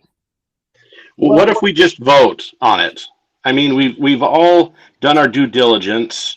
Why don't we just vote? Well, you could do that certainly. Just have an open election, but you got to decide on what the ground rules are, what type of election you're going to do, selection process you're going to do. or you could do it via nomination. So open nomination, someone, anybody could then move to nominate a particular candidate, and then there's a number of different ways to do it. So you have to make notified before moving forward with it. Okay, thanks, Jason. And I think we probably ought to just touch on and just identify. I mean, we've looked through these, identifying personal relationships or personal understanding, if you know them one by one. We've got, and I guess my direction or my ask is if we can narrow this down based on what you guys feel is. Looks like there's a few that have come to the top of the list, and maybe it's that we vote on a top two. We haven't talked much about Kimberly or Jared. We've talked a little bit about Charlie, Lacey, and Bill.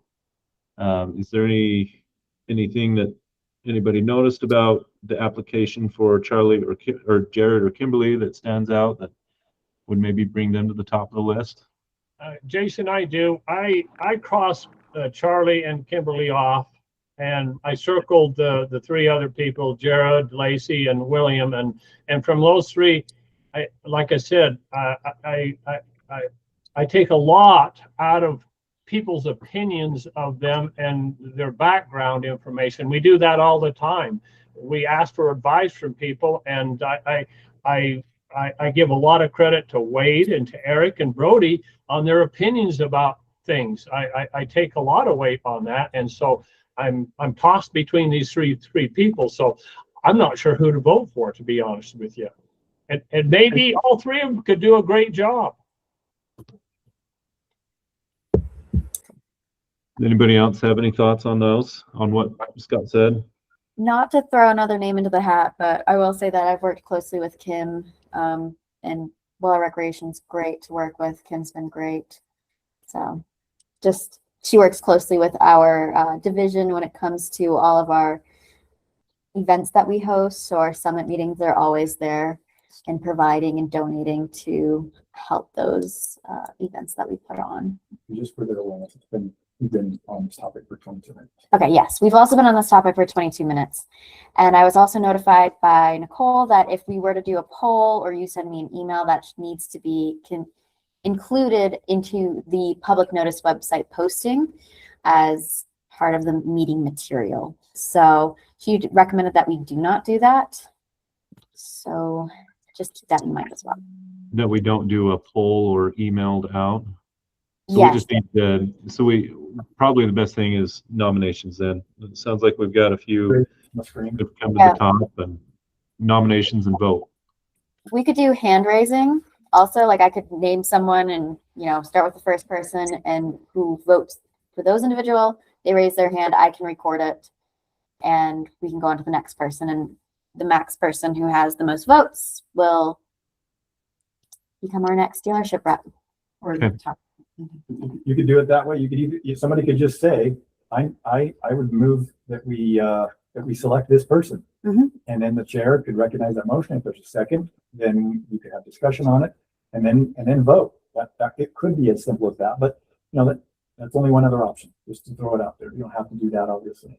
Or you could do it for two people, the way that Jason said, like you want to, the same way that we do it, we want to, with grants where you want to allow them to, go to the next level of consideration. Okay. I guess that being said, any preference you guys want to make a motion, or do you want to vote, go down the names and vote? Any preference? Let's go down the list and vote, and maybe just pull out the top two, and then go back through and pull out the top one. So would it be okay to make a motion and just do that? I would like to make a motion that we go individually through the council members and identify our top two, then go through and identify the top one. Hey, before we vote on that, could I throw something out? What if you did a loaded type of deal? You put a 1, 2, 3, and then I know that complicated, so maybe that's too complicated to do that, so forget it. Forgotten. We've got a motion. Do we have a second?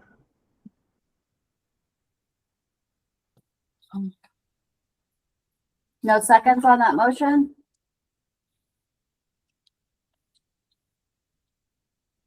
Jason, with no seconds, maybe you could just open it up for a nomination. Open Yep. it up for a nomination.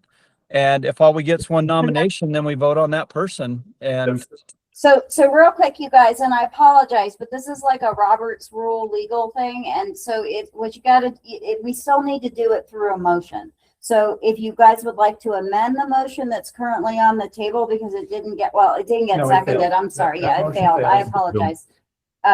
Yeah, so, but we still need to kind of do this, just with the motion practice that you guys have been doing, so that there's consistency in your approach.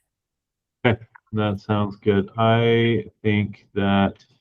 Jason, can't we just vote, just say, okay, you choose somebody out. You have to choose somebody out, put it down, put the number down. You're making a motion, Scott. I'm making a motion right now that we just go ahead and vote. Okay. Do I have a second on that?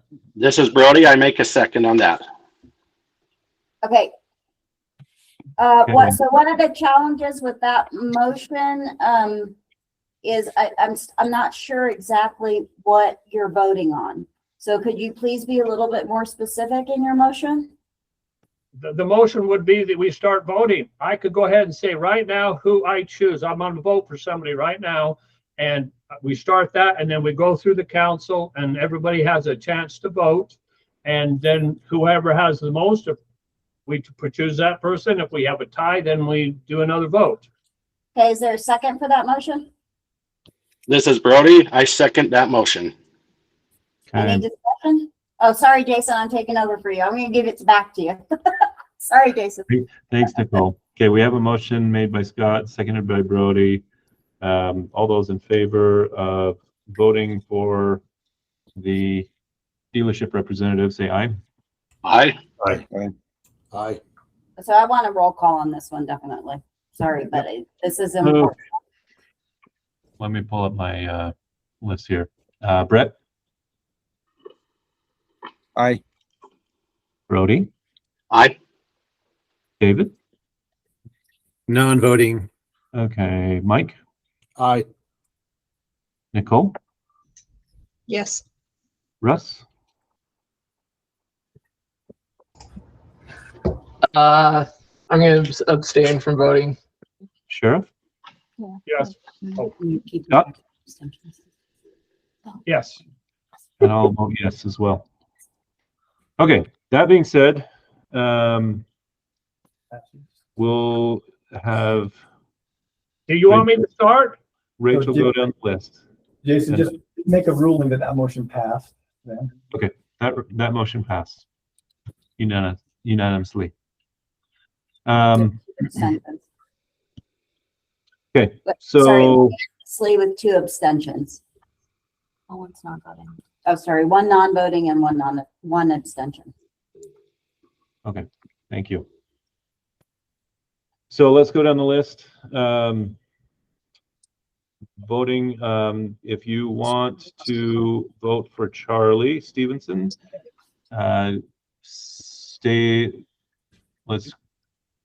Jason, I wasn't talking to doing it that way. I was saying, you just asked me who I'm going to vote for, and I'll give you my name. Okay, that'll work. Let's just go down the list then. Brett, who's your vote? Can you come back to me, please? Yes. Brody, who's your vote? Lacey. Okay. David, are you voting on this one? No, non-voting. Okay. Mike, who's your vote? Will Chambers. Okay. Nicole? Can you come back to me too? We're just about there. Russ, are you voting on this one? No, I'm not. Okay. Sheriff Curtis? I'm gonna go with Charlie. Okay.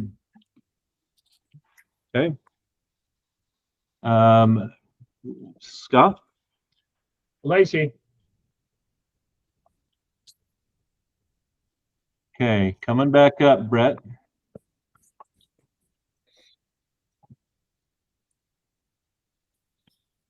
Damn If Brett needs a minute, I'm ready. So Okay, if you Nicole, want, you go ahead. I'm gonna go with Lacey just because I've heard some nice things on this, but everybody's so equal on this. It's such a hard thing to pick one. Okay, Brett. I'm gonna go Charlie.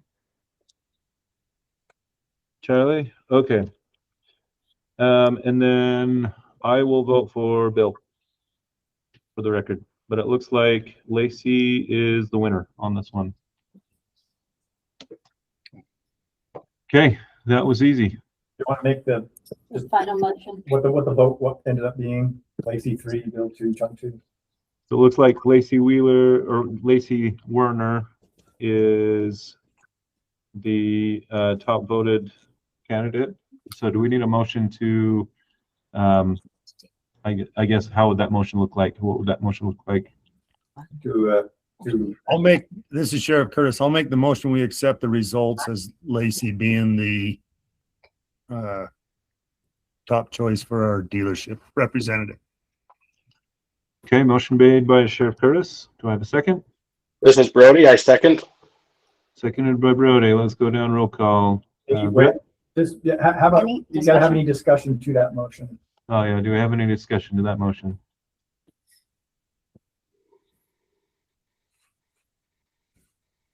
Okay.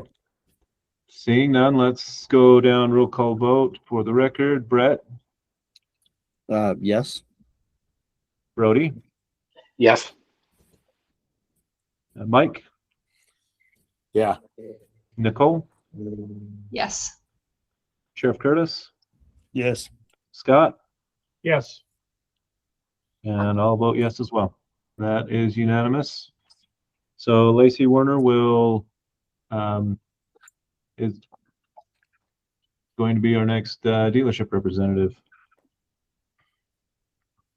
Okay, let's go on to our snowmobile applicants. Pull this up here.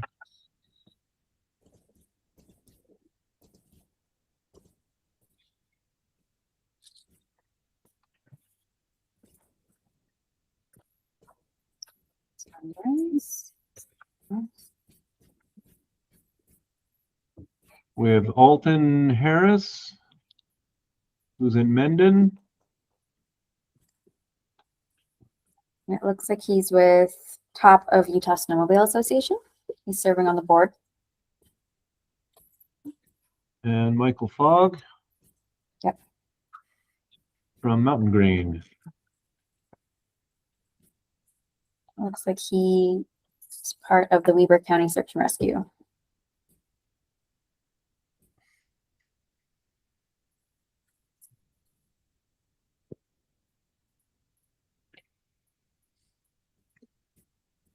All right, any thoughts or impressions on these two applicants? Hey, go back on that letter of support. Nope, go up. Go up. Oh, up. Up. That keep going up just a little bit more. That up, not the that other up. Go up. So you're saying right there. So you're saying down. Look, I'm just reading the very first line. That's kind of funny. So sorry. Dear Mr. Howler. Dear Mr. Howler. Oh, yeah, I saw that too. Years late. It's okay. Also, Utah Division of Parks and Recreation. So, you know, yeah. It's just the sheriff writing it. Well, I mean, what are we worried about? I'm happy that, yeah, you said it, not us. That's why it was okay that I said it. Maybe you used AI. I don't know.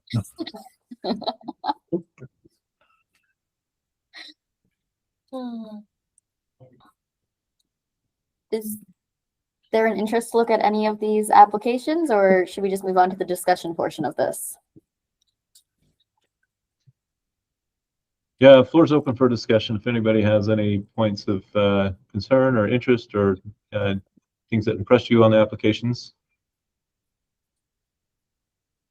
Or if there is Do we know anything about that, the first applicant's group that he belongs to? Does anybody have any interaction with that group? Yes, I do a lot. Top of Snowmobile Utah group is very, very active in Logan Canyon. They've played a big part in helping me. I had some problems with diesel fuel up there. They found a solution.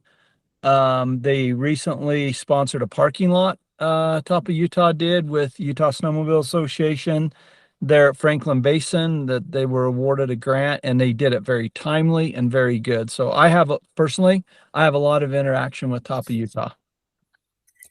I was gonna say ditto to that. They've been great to work with. Top of Utah Snowmobile Association has been awesome. So I don't believe that they've applied, but they have a lot of projects in mind that they want to move forward with.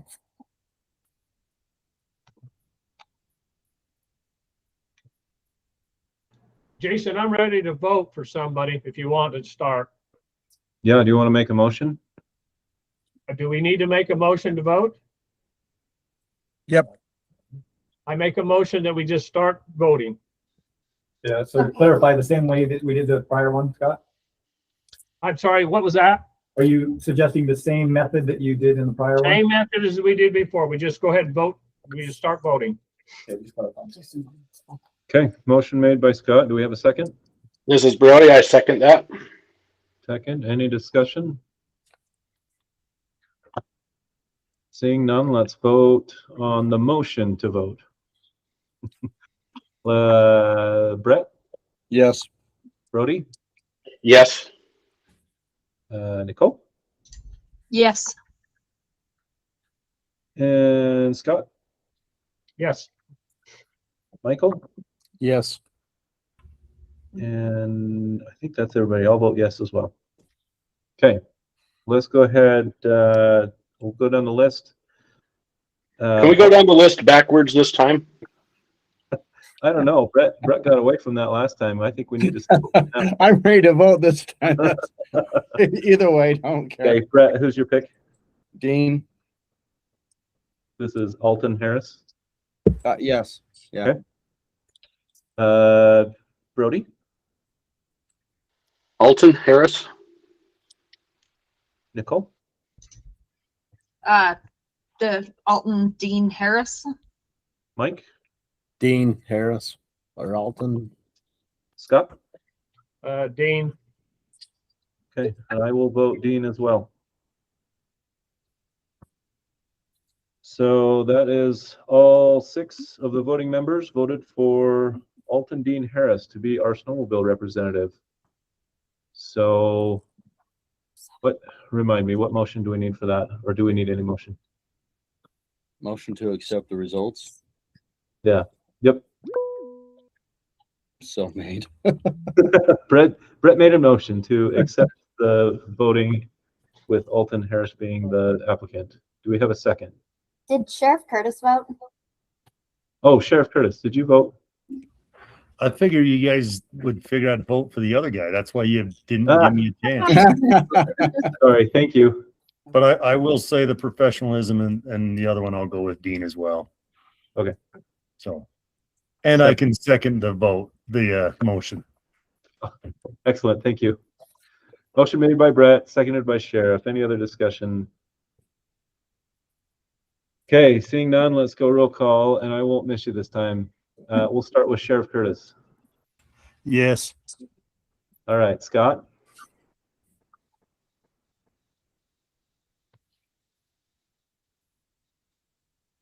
Scott? I said, yeah, I'm sorry, yes. Okay. Nicole? Yes. Mike? Yes. Brody? Yes. Brett? Yes. And I will vote yes as well. All right. That wasn't so bad. Okay, pulling up back up to my agenda now. On the agenda. That's me. Okay. Yep. Turn the time Yeah. to Trusting you, 5 Wayne. minutes. Thank you. First, before I start, thank you, Jason, for your leadership. Thank you for everything you've done for the council this past year. Your leadership is well appreciated and noted. I would also like the council to know I reached out to Eric Nielsen today and let him know that I appreciate what he did for the council as well. So we have an opening for chair and vice chair. And what I'd like to do is accept a nomination to go ahead and open that up. If anybody would make that motion. This is Brody. I'd like to make the motion that we open up the position of chair and vice chair. Okay, is there a second? I'll second it. Thank you, Mike. Can we do a quick roll call on that? Brett?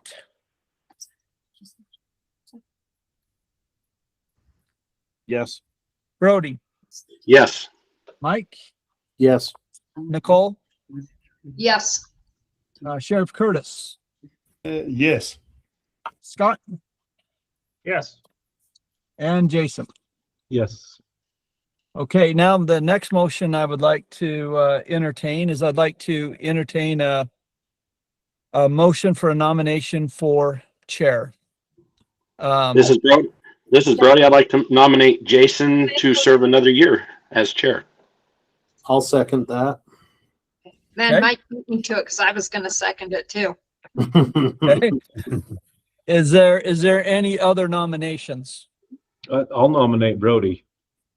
No, I don't want to be chair, but thank you. We don't accept that. We don't accept that nomination. And well played, Jason.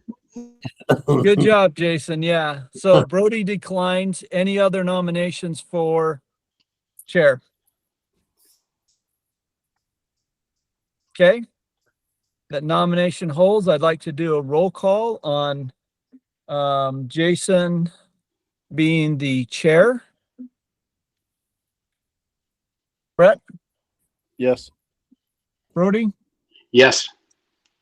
Mike? Yes. Nicole? Yes. Sheriff Curtis?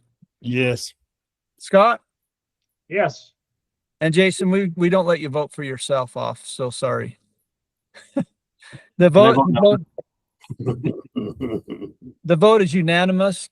I would entertain a second motion to accept Jason as the chair of the OHV Advisory Council. I'll make the motion to accept Jason as the chair of the council for another year. Thank you, And Nicole. this is Brody. I second that nomination, or that I second that.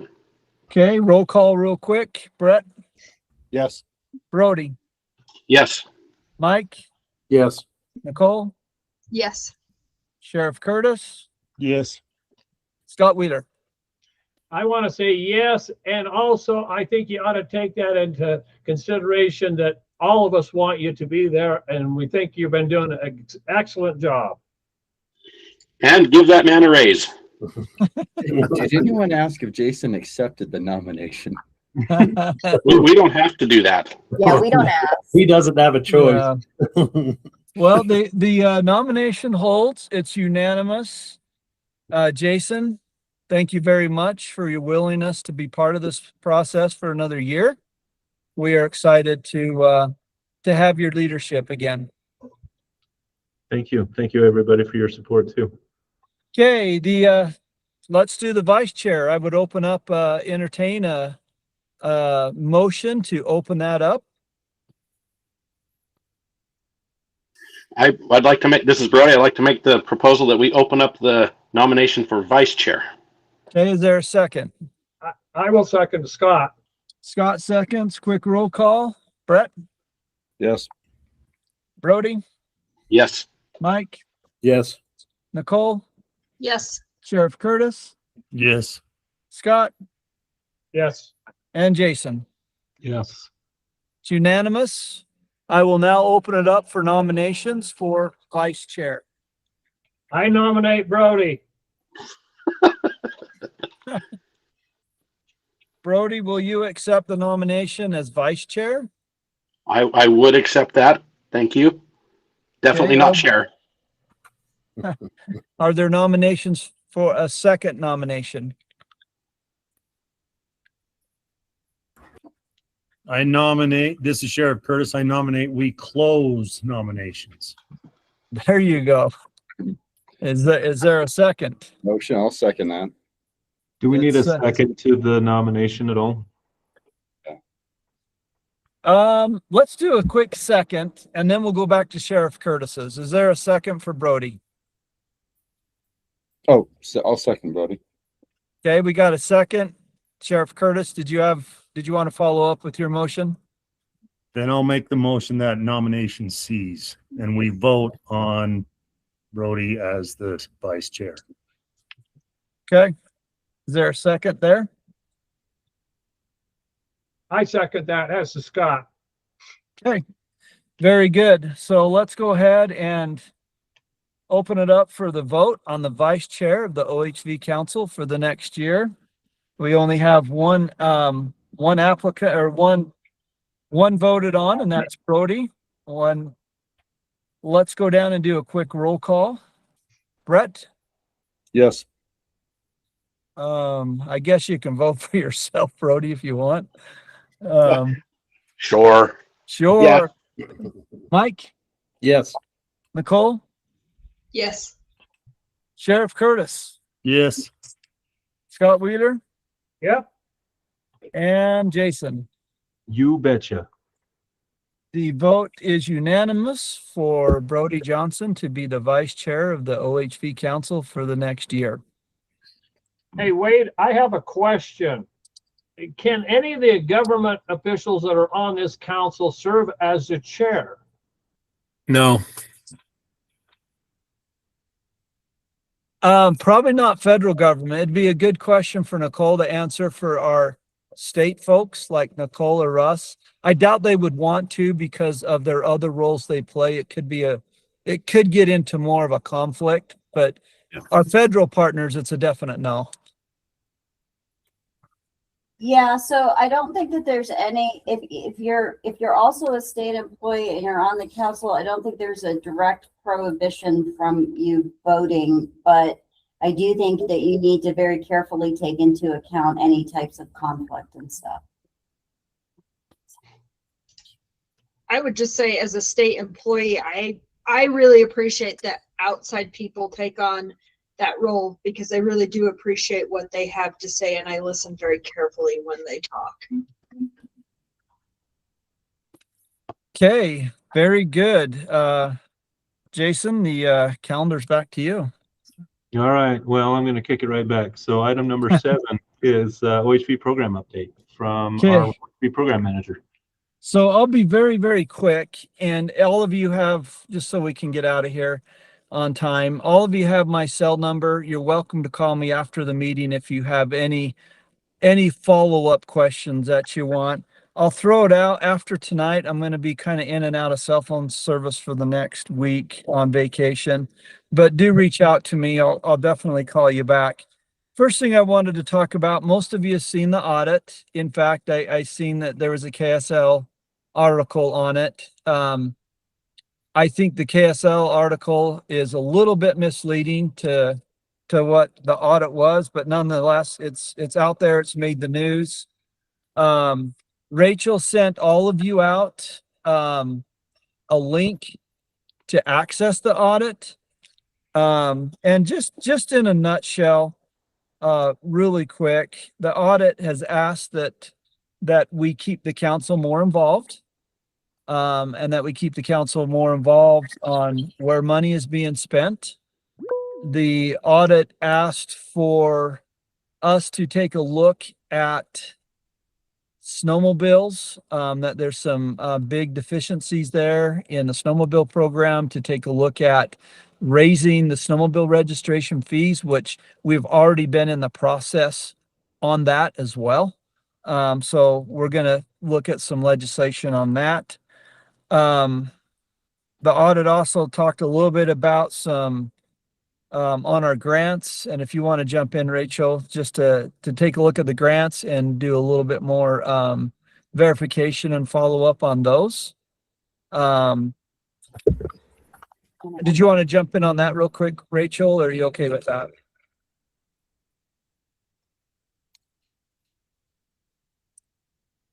She's got to unmute first.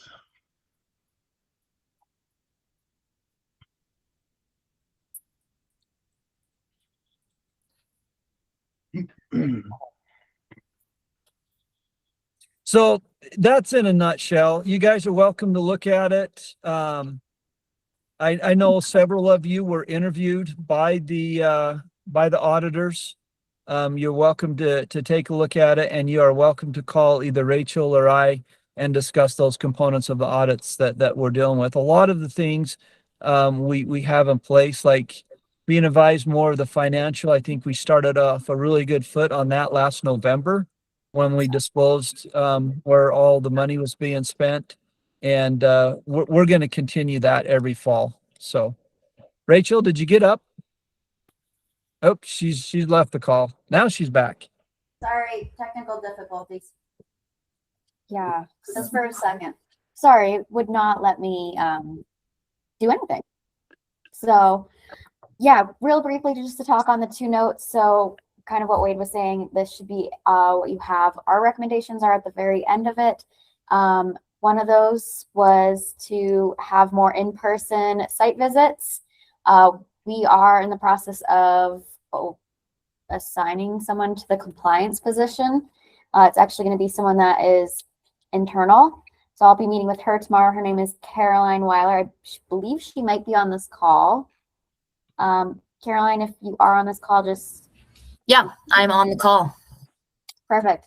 This is Caroline. She's going to be our compliance person going forward. So she'll be I'll be working with her. She will be doing compliance for all of the grants, but there will be, we're going to make sure that it's fair and that it's going to kind of be regional. Do you have anything to input or any input on that, Caroline, real quickly? Nope, we're in the very beginning process of starting this all, but I'm just happy to kind of hear your conversation and get to know what you guys are talking about and the issues that you're raising. So excited to work with you moving forward. Yeah, so that was the recommendation 2.2. 2.1 is for more reporting. So the biggest issue was reporting on marketing and reporting on education. So I've kind of gone through and we'll be putting more questions per se for during progress reports and basing it off of their application that are going to be specialized for the specific categories. Right now it's general. We just ask every applicant, regardless of what category they apply for, some very basic questions. We're going to be going in and honing in on what those specific questions will be per category. So as you guys can see, the recommendation wise, I have very quick deadlines for these. So for 2.1, that will be happening very soon. And I'll be making those changes soon. So that is for me. Thank you, Wade. Appreciate it. I'm going to attempt to mute myself and hopefully unmute it if I need to. Thank you. And I'm sorry for being so brief on this, but guys, Rachel and I, you guys have our phone numbers. Call us. Brett, you had a question? Yeah, a couple of things I wanted to hit on. I had a good discussion with Jason Curry and Joel Ferry after the audit meeting. And I think it's been a concern that we're working on and it's getting much better. Jason agreed to any dollars that are spent over $10,000 would be reviewed with the advisory council. I think Jason will agree with that, and I think it's a good number. The other thing is my opinion of the KSL. I very seldom ever agree with the media, but I think it was pretty spot on, my opinion. I mean, you have to dig deep into the audit to see what was really there, but I think they hit on some pretty good points of things that we need to work on. And then the other thing is Nicole was going to work on, Attorney Nicole was going to work on the no reciprocity for the street legal rule.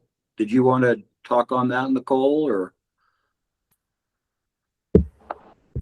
This is the rule change. So I guess I should finish what I'm saying is I was going to run a bill because right now, if you're an out-of-state, non-street legal, you have to buy the sticker, the $35 sticker Well, it will be 35 come July. Right now, I think it's 30. But anyway, if you're out of state and on street legal, you have to buy the sticker. The street legal, you do not have to buy it. And what I found out when I went and helped on an event, the Moab Red Rock Rally, I was one of the guides, and there's a lot of people. There was one huge group that was from California, and they were buying South Dakota plates. And so they went through that process so that they didn't have to contribute to the OHV program in Utah. And there's actually some other issues with, actually, he was a grant recipient, and they licensed their vehicles in Montana, so they don't have to contribute. So after discussing with a lot of OHV users, we decided to run a bill, and we just wanted to get support from the advisory council rather than just my idea, to no more reciprocity for out-of-state street legal. We want them to buy a $35 sticker just like anybody else, and that would go directly into the off-highway vehicle restricted fund account. So those are the things that I wanted to hit on. Maybe you could follow up on that, Nicole. Oh, I apologize. I just hadn't put two and two together that we were talking about the same thing, but I've reviewed the statute, and it looks like it's already in the statute that they have to buy the decals. So I don't see it that there's an issue, but I think that we need where there is an issue is that the rule is a little bit inconsistent. So I think, quite frankly, that it might be a lot easier to move forward with, instead of a statutory change on this issue, to just change the rule, because it's already in statute that they have to buy the decals. Much easier, and I forgot Yeah, to mention that could be an option. Yeah. Do we know where we cross the line with motorcycles? Because motorcycles, there is a range of what is a street bike versus what is an OHV. And further operating. It's been clarified that if you're, and Wade can hit on this, if you're a street legal off-highway vehicle motorcycle, then you're the same category as the type 1, 2, or 3, which is ATV, UTV, or the Jeeps that are type 3. So a motorcycle falls in the same category.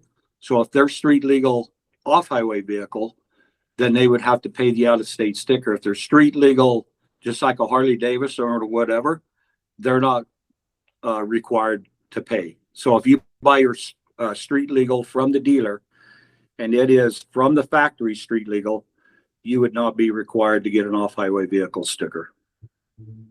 So that was clarified last year in session, I believe. Okay. So we're just, the only ones this will affect is out-of-state street legal will now be required to buy an out-of-state sticker. And there was one other thing that was in the existing rule, that they were asking to prove that you was an out-of-state person, which no longer is needed, because a lot of them were registered out of state. It was $30, yet they were charged $35 in state. So I think that needs to be struck out of the language, and Rachel's familiar with that, I believe. So this will only affect out of state street legal. That's it. And Arizona does the same. So when we did the big ride this year, I believe Wade had to work with Arizona OHV program, because we actually rode into Arizona just for a minute and then back out again.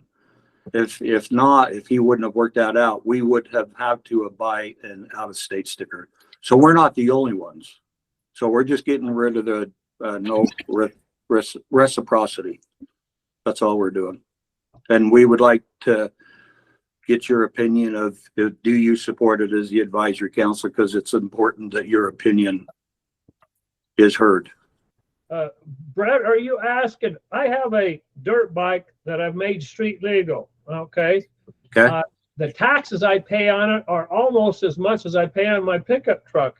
The taxes are, it's like twice as much as the registration for my dirt bike. Are you saying that my street legal dirt bike that I have a license plate on it that I can drive around, are you wanting me to buy an off-road permit for it also? No, because when you license your street legal, you're paying for off-highway vehicle and street.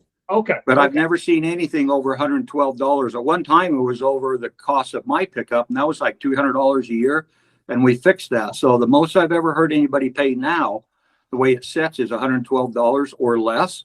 But no, this is related to only out of state. Okay. Okay. And it's really my bike is $95 for my 2014 350 dirt bike. yeah. Nope. This will affect nobody in the state of Utah.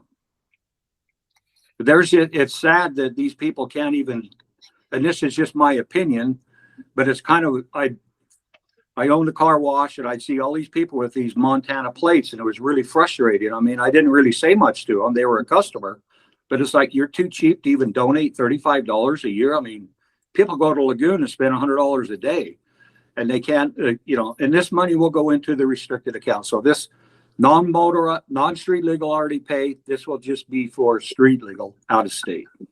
So just real quickly, I'm going to just hop in here to sum this up, because I've talked with DOR about it, and this is a really simple rule change on our part. And I think trying to talk about it without seeing the new language might be a little bit more challenging. So I would just like to suggest that maybe you guys let us just get the draft rule, and that way you can have something concrete to talk about, just so that everybody's 100% on the same page about what we are and are not talking about. I think it's much easier with the statute and the rule in front of us to do that. That's just a polite suggestion from my part. I like that, but if there is a question now, I'd love to hear it. Well, we're also going to be sending it out and kind of getting the feedback that way. So, I mean, out to who? Questions. It's just out to who? The advisory council. Oh, okay. Yeah, we'll be sending an email with it all. That's where we're going to have that discussion, just to make it so that, because this was decided, we talked with our attorney, Nicole, yesterday regarding this. So we don't want to put the horse in front of the cart. And I just want to add to this that it's so important that the advisory council reviews whether it's policy or dollar spend. And I have all the respect in the world for you and all the trust in the world. So thank you for doing what you do. I know you're all volunteers, but I fight my guts out to bring things to come across the desk, because you represent the OHV community user. So thank you. Thanks, Brett. Wade, did you have anything else? You're on mute. You're muted. Yeah, a couple other things, Jason, real quick. The heavy equipment crew, we don't have anything definite on that, and I'll be advising the council more on that. There's some other things in the work I've discussed with some of you, but apparently we won't be discussing it now. We'll discuss it in a future date. There's also, many of you seen stuff on the High Desert Trail. I hope you guys commented on that. That was great. It's been a long time coming, and it's been a long process for a lot of DOR staff that really stepped up and took care of that. We're also talking about a couple of positions. One is a volunteer coordinator, and this has a high value to the department to get somebody in there that can help coordinate volunteer projects, and maybe even go as far to have like a volunteer program where we can certify volunteers on chainsaws and trail maintenance and trail tread repair, kind of going down that road. And I'll keep you posted on that, but that's a very important position to the council. And we've also talked, I've got approval for the council to possibly hire a couple of seasonal workers to work on single track. You guys voted in favor of that last year. I just kind of wanted to refresh your memory on that we're trying to look forward to maybe doing something with that too. If any of you have any concerns on that, let me know, but we've talked about that quite extensively. Also, side-by-sides, I would like to have more discussion with the council on helmets and seat belts on side-by-sides. Most of you have probably read the news of deaths this last weekend in Parowan. Anyway, we need to talk about helmets and side-by-sides. I'm not going to take up your time here, but I'd like you, if you could, on your own, please review the Arizona statute. on side-by-side and helmets. I think out of all the ones I've studied, I think they're probably the one I like the most. I just cannot understand on how we can let our youth in a side-by-side without a helmet or a seatbelt. It just does not make any sense to me at all. But we'll need your support if we want to move forward with a legislation that's similar to an ATV. Brett, you covered yours that you wanted to talk about. Nicole, did you have something you wanted to chat with on grandma? Yes, Real I quick. do. Thank you so much. And I apologize. I know we're over, and so I'm going to keep this super quick, but I just wanted to let you guys know that we have received a couple grammar requests that involve the OHV program and stuff. And the reason why I'm bringing this to your attention is because the entity that is requesting it is in active litigation with the state, and it's very contentious litigation. And so we are going to be handling it the same way that we usually handle it with, and under the rules of GRAMA and everything. But because we are in active litigation, I think it's really, really important that we do a couple things. One thing is just, let's be very, very careful that we don't unintentionally violate any kind of court orders that may be existing in the case. And so we are going to coordinate with Tess Davis, who's doing the RS-277 litigation on behalf of Flipco, and running everything through her. If you get questions, though, that relate to a grandma from the Southern Utah Wilderness Alliance, I would very much appreciate it if you could bring those to Tess and I, so that we can just make sure that, again, that we are not unintentionally violating any court orders. This is very complex litigation and very contentious litigation, and I just want to make absolutely sure that we don't get ourselves in trouble because we don't realize exactly what the dynamic is. And I am not the expert on this litigation at all, so that's why we're going to bring in the other attorney, Tess Davis. Okay. Sounds good. Thank you, Nicole. Rachel, you needed a sec real quick to talk about the survey. Yeah, so tomorrow at 8 a.m., everyone will have an email from me. It will include a survey as well as fiscal year 26 overview of the OVER grant. So the survey, please take that and give us your honest feedback. It's the only way that we can really help improve the advisory council and what we're doing, as well as the grant itself, what's working, what's not working. So please, if you do have the opportunity and the time to take it, please do. And then just real quickly, the overview, you can see for fiscal year 26, and you can compare it to our last year that was sent out as well. So you'll see that email from me tomorrow. Thank you. I got one other thing. Todd, you'd like to jump in for 1 sec? Sure. Thanks for your time. My name's Todd Royce. I'm the law enforcement chief, or the division director of the Division of Law Enforcement. I appreciate what you guys do and the time that you guys spend on all of these subjects. In talking with Jason Curry and some of my staff members, I felt it important that we spend a little bit more time with this advisory council. And if it's okay with the council, we would like to come and report periodically on the law enforcement efforts that's being done across the state, and take a short amount of time to just to go over that and answer any questions, if that's okay. I just wanted to put that out there and maybe get it on the agenda for one of these upcoming meetings. Excellent. Thanks, Todd. That's all I got. And again, council, if any of you want to call me up, I'm headed through the canyon. Give me an hour and I'll be back in cell phone. I'd love to follow up with if any of you have any questions. Okay, thank you, Wade. Appreciate your efforts and your time, and thank you for your reports and your emails too. That is very helpful. So Okay, I think we're out of time for public comment, so, and I don't see any other members of the public here other than what we've already included. Rachel, you've got your hand up. Yep, Mr. Chair, it's Jason. Just a couple of things I wanted to mention really briefly before we conclude here. Go ahead. So first of all, thank you for accepting another term as chair. We appreciate that, and I just appreciate the council overall. Last month, I was asked to come and provide testimony at the legislature as they consider sunsets. And a sunset means that there will be, an end date to some provision in the law. So the advisory council is scheduled to sunset in 2027, meaning it will go away out of law.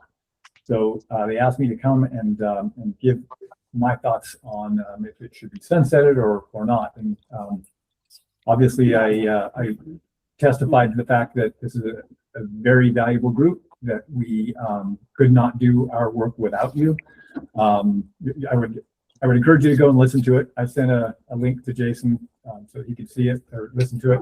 So just underscore the value of this group and the communication. Talking about the audit, that was the main recommendation. The audit is that our communication with the advisory council was not adequate in the past. And what we've been doing so far, what we continue to do into the future, we welcome any amount of information that the council or that the council wants. And so just make sure that as we enter into the next legislative session, there are building blocks that we will be requesting. We already hit on those with a couple of employees that will be operating in a compliance way and in a trail single track way, and then also in an education position or two. So as we get closer to those dates, we want to make sure we're sharing those with you and get your feedback on those requests.